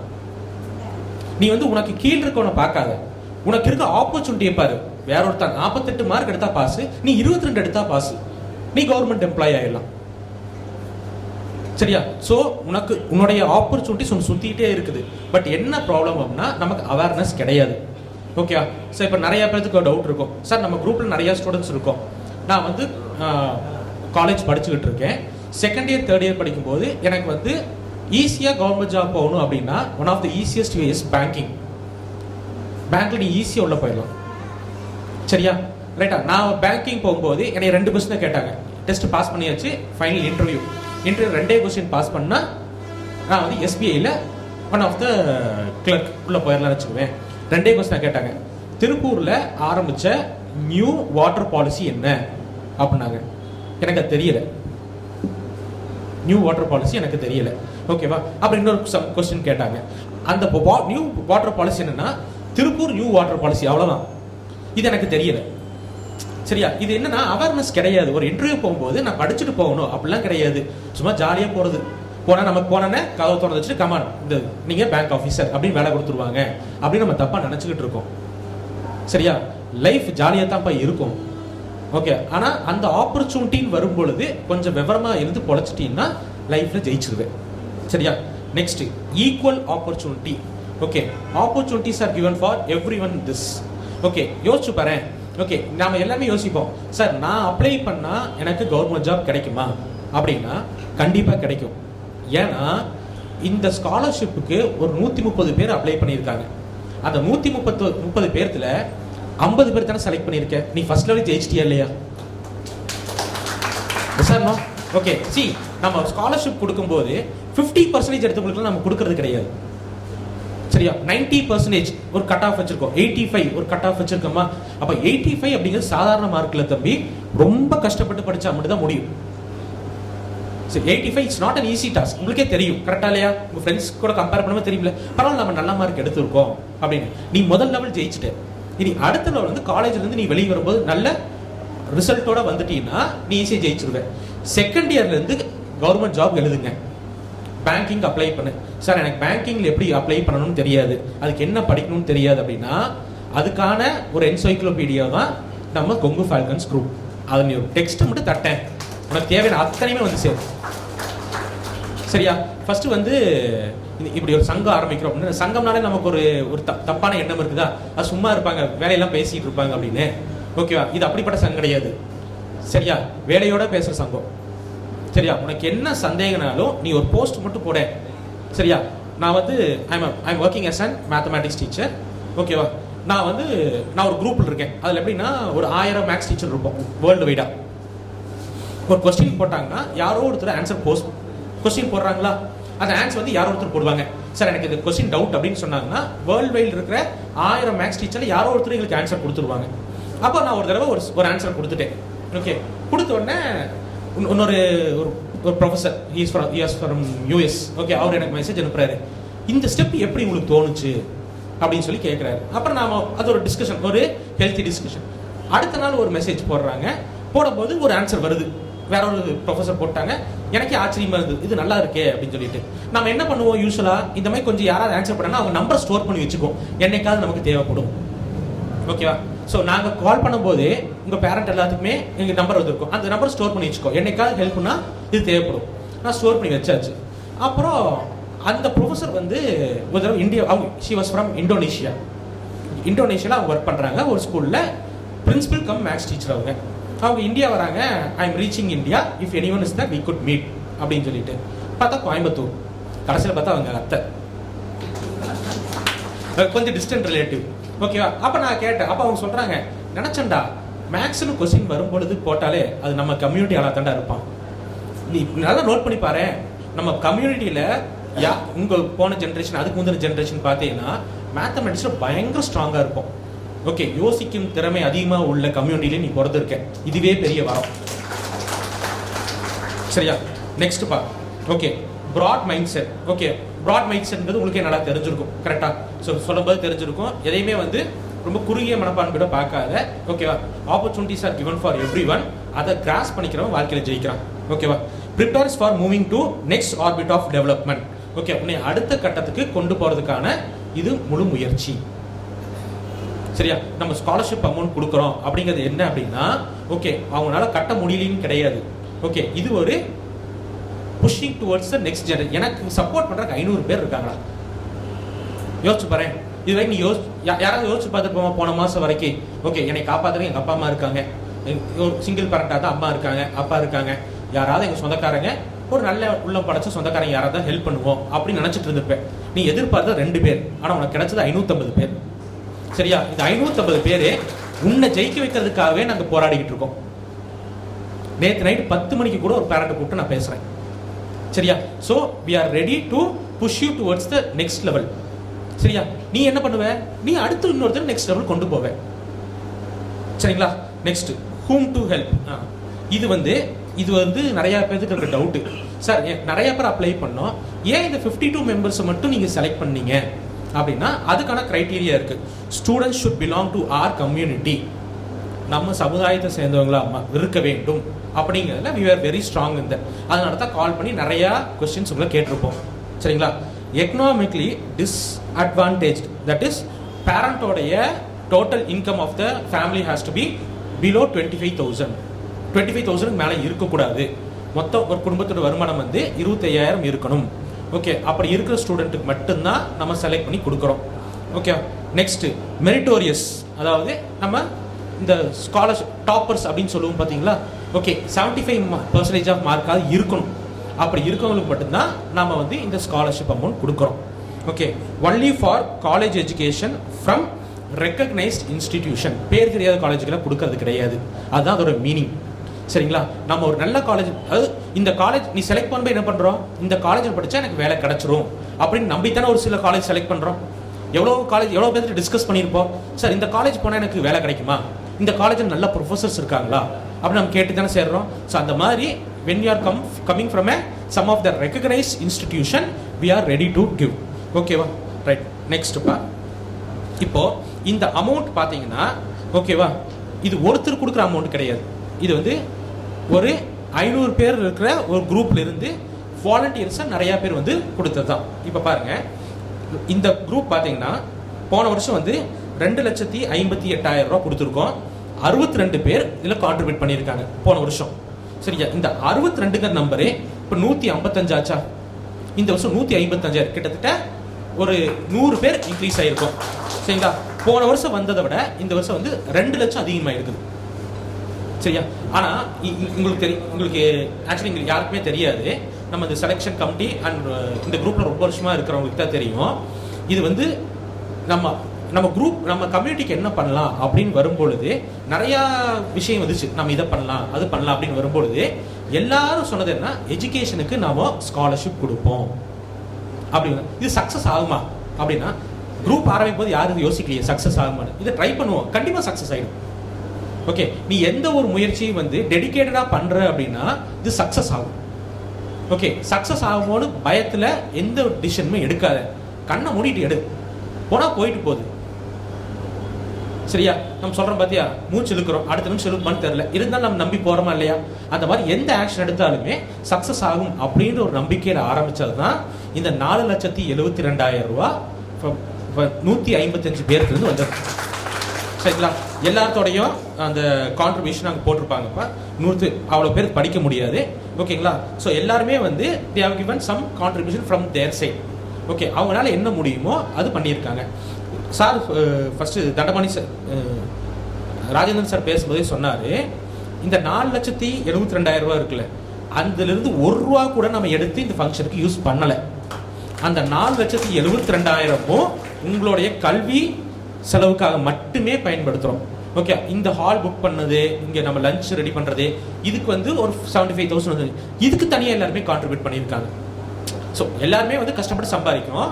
ஓகே, நீ படிக்கணுங்கிறக்காண்டி எல்லாரும் they are giving from their pocket. சரியா? நம்ம இப்போ ரோட் ஒருத்தர் வந்து பிச்சை எடுக்கிறான், ஓகேவா, அவன் நம்ம பார்த்தா பணம் கொடுக்க மாட்டோம். ஏன் தெரியுமா? அவனுக்கு வந்து அந்த பணத்தை வந்து தப்பாக பயன்படுத்திடுவான். சரியா? ஆனால் கரெக்டான வழியில் பயன்படுத்தணும் அப்படிங்கிறப்போ எல்லாரும் அவங்களுடைய இன்கம்லேருந்து நம்ம எடுத்து கொடுக்குறோம். அப்படிங்கிறப்போ அடுத்த ஜென்ரேஷன் என்னதே ஆகும், 2 வருஷம் கழிச்சு நீயும் பாக்கெட்லேருந்து எடுத்து இன்னொருத்தர் கொடுப்பேன். இந்த 155 பேர் இருக்க பார்த்தியா, அது 300 பேர் ஆகும்பொழுது நீ அந்த 300ல் ஒருத்தனா இருப்ப. சரியா?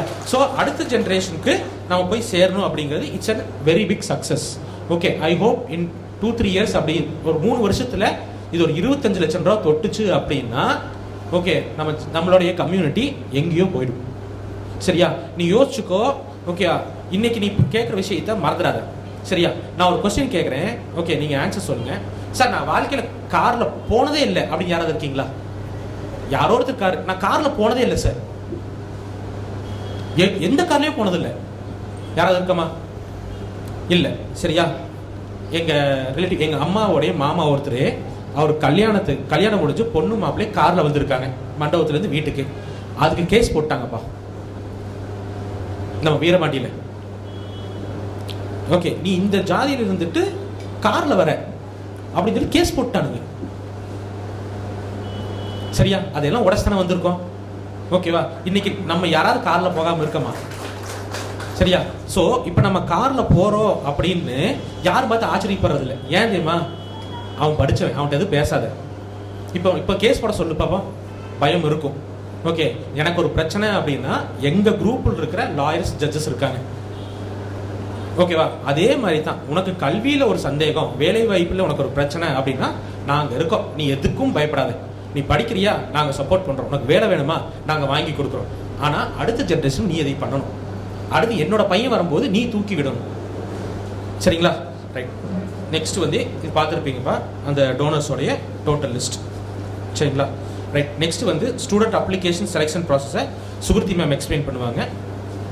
You can have any questions regarding this to her. Sugirti, my name is, and can I have a good morning from all of you all? A louder one, please. Good morning. Yes, I have worked as an assistant professor, so this is most important for me, for you to keep active and live in the class. So, yeah, எங்களுக்கு எவ்வளோ selection மெம்பர்ஸ்ன்னு நீங்கள் பார்த்தீங்க, 7 பேர் நாங்கள் இருக்கோம். அதில் வந்து 4 பேர்த்தால் தான் இன்றைக்கி வர முடிஞ்சது. Due to their personal reasons அவங்களால வர முடியல. ஐம் ஷுர் அவங்களோட மனசும் எண்ணமும் இங்கே தான் இருக்கும். They want this event to be successful. So I first thank இந்த ஜட்ஜஸ் இங்கே ஸ்டேஜில் டெக்கரேட் பண்ண எல்லா டிக்னிட்ரிஸ்க்கும் என்னோட ரெஸ்பெக்ட் அண்ட் வணக்கங்கள். அண்ட் மோஸ்ட் இம்பார்ட்டன்ட்லி இந்த ஃபங்க்ஷன் நல்லபடியாக நடக்கணும்னு பேக் எண்டில் எத்தனை பேர் ஒர்க் பண்ணாங்களோ அத்தனை பேர்த்துக்கும் என்னோட நன்றிகள்.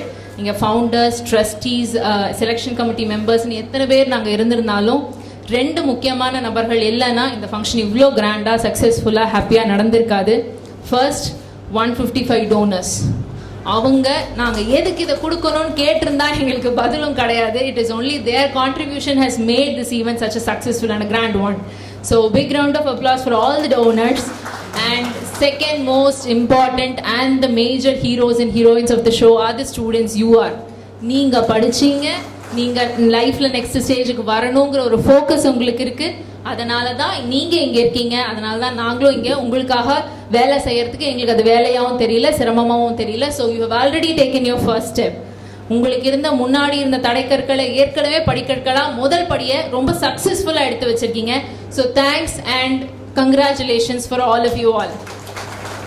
இங்கே ராஜேந்திரன் சார் பேசும்போது ஒரு சின்ன வழியோடு பேசினார். நம்மளை காப்பாற்றுறதுக்கு கக்கனும் காமராஜரும் இங்கே இல்லைன்னு. கக்கனும் காமராஜரும் குயிலியும் வேலு நாச்சியாரும் இந்திரா காந்தியும் இங்கே முன்னாடி தான் சார் இருக்காங்க. Don't worry, they will take it to the next level. They have already prove them self. Only thing sir எல்லாருமே பேசும்போது உங்களோட விஷனரியை கொஞ்சம் பெருசு பண்ண தான் நாங்கள் ட்ரை பண்ணுறோம். Don't settle in the very near ஃபியூச்சரில் ரொம்ப சின்ன விஷயத்துலேயே செட்டில் ஆகிடாதீங்க. ஒரு ஜாப்னு எடுத்திங்கன்னா நீங்கள் இன்ஜினியரிங் ஸ்டூடெண்ட்டாக இருக்கட்டும், ஆர்ட்ஸ் ஸ்டூடெண்ட்டாக இருக்கட்டும், இங்கே காலேஜ் முடிச்சோன்னே வேலை கிடைக்கிறது ரொம்ப ஈஸி இப்போது. பட் அதனோட ஒர்த் என்ன? 10,000, 15,000, 20,000க்கு உங்களை நீங்கள் தயவு செஞ்சு சுருக்கிக்காதீங்க. Make have a bigger vision. அவங்க திருப்பியும் கவர்மெண்ட் போஸ்டிங்க்கு போங்க, ஒரு அத்தாரிட்டி எடுங்கன்னு சொல்கிறதோட விஷன் என்னென்னா, you have to come to the make.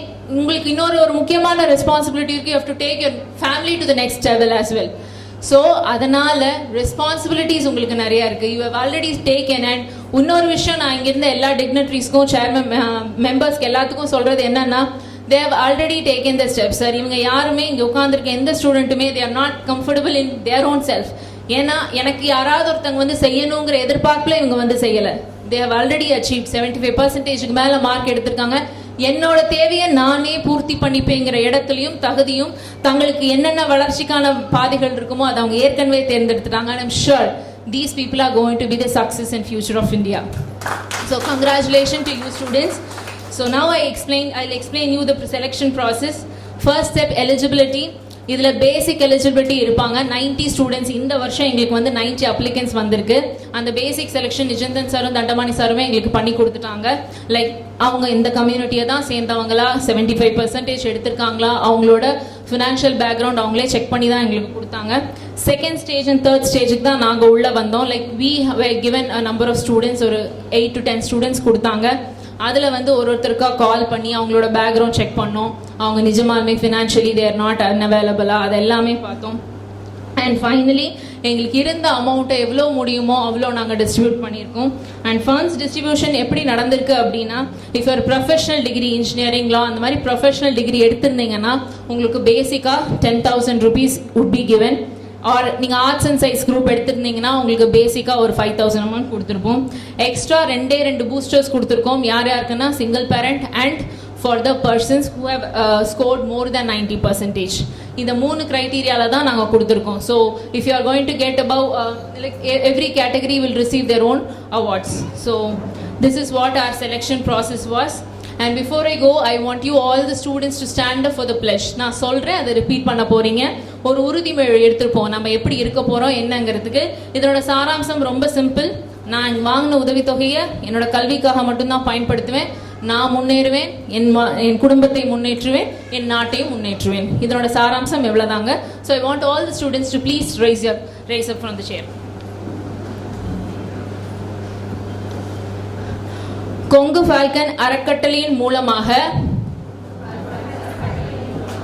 எனக்கு வழங்கப்படும் கல்வி உதவித்தொகையை எனது கல்லூரி படிப்பின் வளர்ச்சிக்கான ஊக்கமாக கருதி என் கல்வி முன்னேற்றத்திற்காக மட்டுமே பயன்படுத்துவேன் என்றும் ஒரு சிறந்த இந்திய குடிமகனாக என் வருங்கால சந்ததியினருக்கு கல்வியிலும் ஒழுக்கத்திலும் முன்னோடியாக இருந்து எனது பெற்றோருக்கும் சமுதாயத்திற்கும் பெருமை சேர்ப்பேன் என்றும் நான் உளமாற உறுதி அளிக்கிறேன். Jai Hind. Now please take your seat. Thank you and all the best.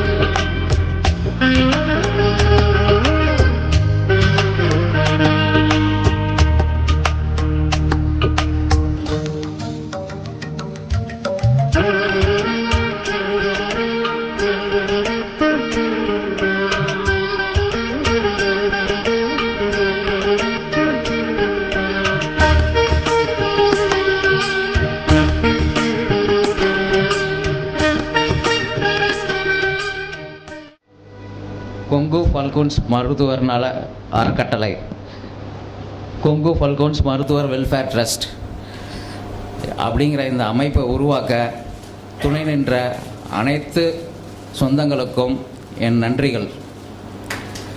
எமது அழைப்பை ஏற்று விழாவிற்கு தலைமை தாங்கிய ஐயா K.A. மனோகரன் அவர்களுக்கும், நீதிபதி ஜீவானந்தம் சார் அவர்களுக்கும், சார் திரு குருநாதன் சார் அவர்களுக்கும், கொங்கு ஃபல்கோன்ஸ் ட்ரஸ்டீஸ் சார்பாக நன்றிகள் பல. அனைத்து மாணவ செல்வங்களுக்கும் பெற்றோர்களுக்கும் எமது வாழ்த்துக்களும் வணக்கங்களும். இன்று நம்ம சமுதாயத்துக்கு முக்கிய தேவையாக கருதுவது கல்வி.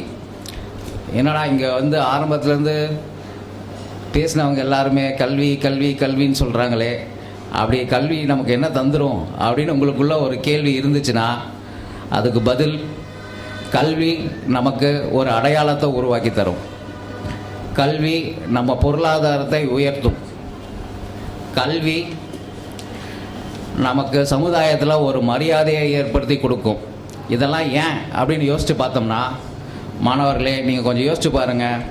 இன்றைக்கி நம்மளோட அடையாளம் என்ன, நம்மளோட பொருளாதார நிலைமை என்ன, சமுதாயத்தில் நம்மளோட மரியாதை என்ன அப்படிங்கிறதெல்லாம் கொஞ்சம் யோசித்து பார்த்தோம்னா, நம்ம ஏன் கல்வி கற்கணும் அப்படிங்கிற கேள்விக்கு நமக்கு பதில் கிடைக்கும். இதை நல்லா தெரிஞ்சுக்கிட்ட, இதை நன்கு அறிந்த நமக்கு நன்கொடை கொடுத்த அனைத்து நல்லுள்ளங்களுக்கும் எமது நன்றிகள். காலத்தினால் செய்த உதவி சிறிதெனினும் ஞானத்தின் மானப்பெரிது என்பதற்கேற்ப இந்த நிகழ்ச்சியை சிறப்பாக நடத்த மேடைக்கு முன்னும் மேடைக்கு பின்னும் உதவிய அனைத்து சொந்தங்களுக்கும் எமது நன்றிகள். எந்த எதிர்பார்ப்பும் இன்றி மாணவர் தேர்விற்கு எங்களுக்கு உதவிய செலெக்ஷன் கமிட்டி மெம்பர்ஸ் அனைவருக்கும் எங்களது நன்றிகள். இறுதியாக இங்கு கூடியிருக்கும் அனைத்து நல்லுள்ளங்களுக்கும் நன்றி என்று சொல்லி முடிப்பதை விட, இது இந்த கொங்கு ஃபல்கோன்ஸ் அறக்கட்டளையின் முதல் வெற்றியின் முதல் படியின் ஆரம்பம் என எண்ணி அனைவரின் வாழ்த்துக்களையும் ஏற்றுக்கொள்கிறோம். நன்றி, வணக்கம். पंजाब सिंध गुजरात मराठा द्राविड उत्कल गंगा विंध्य हिमाचल यमुना गंगा उच्चल जलधि तरंगा तव शुभ नामे जापे तव शुभ आशीष मांगे गाहे तव जय गाथा जन गण मंगल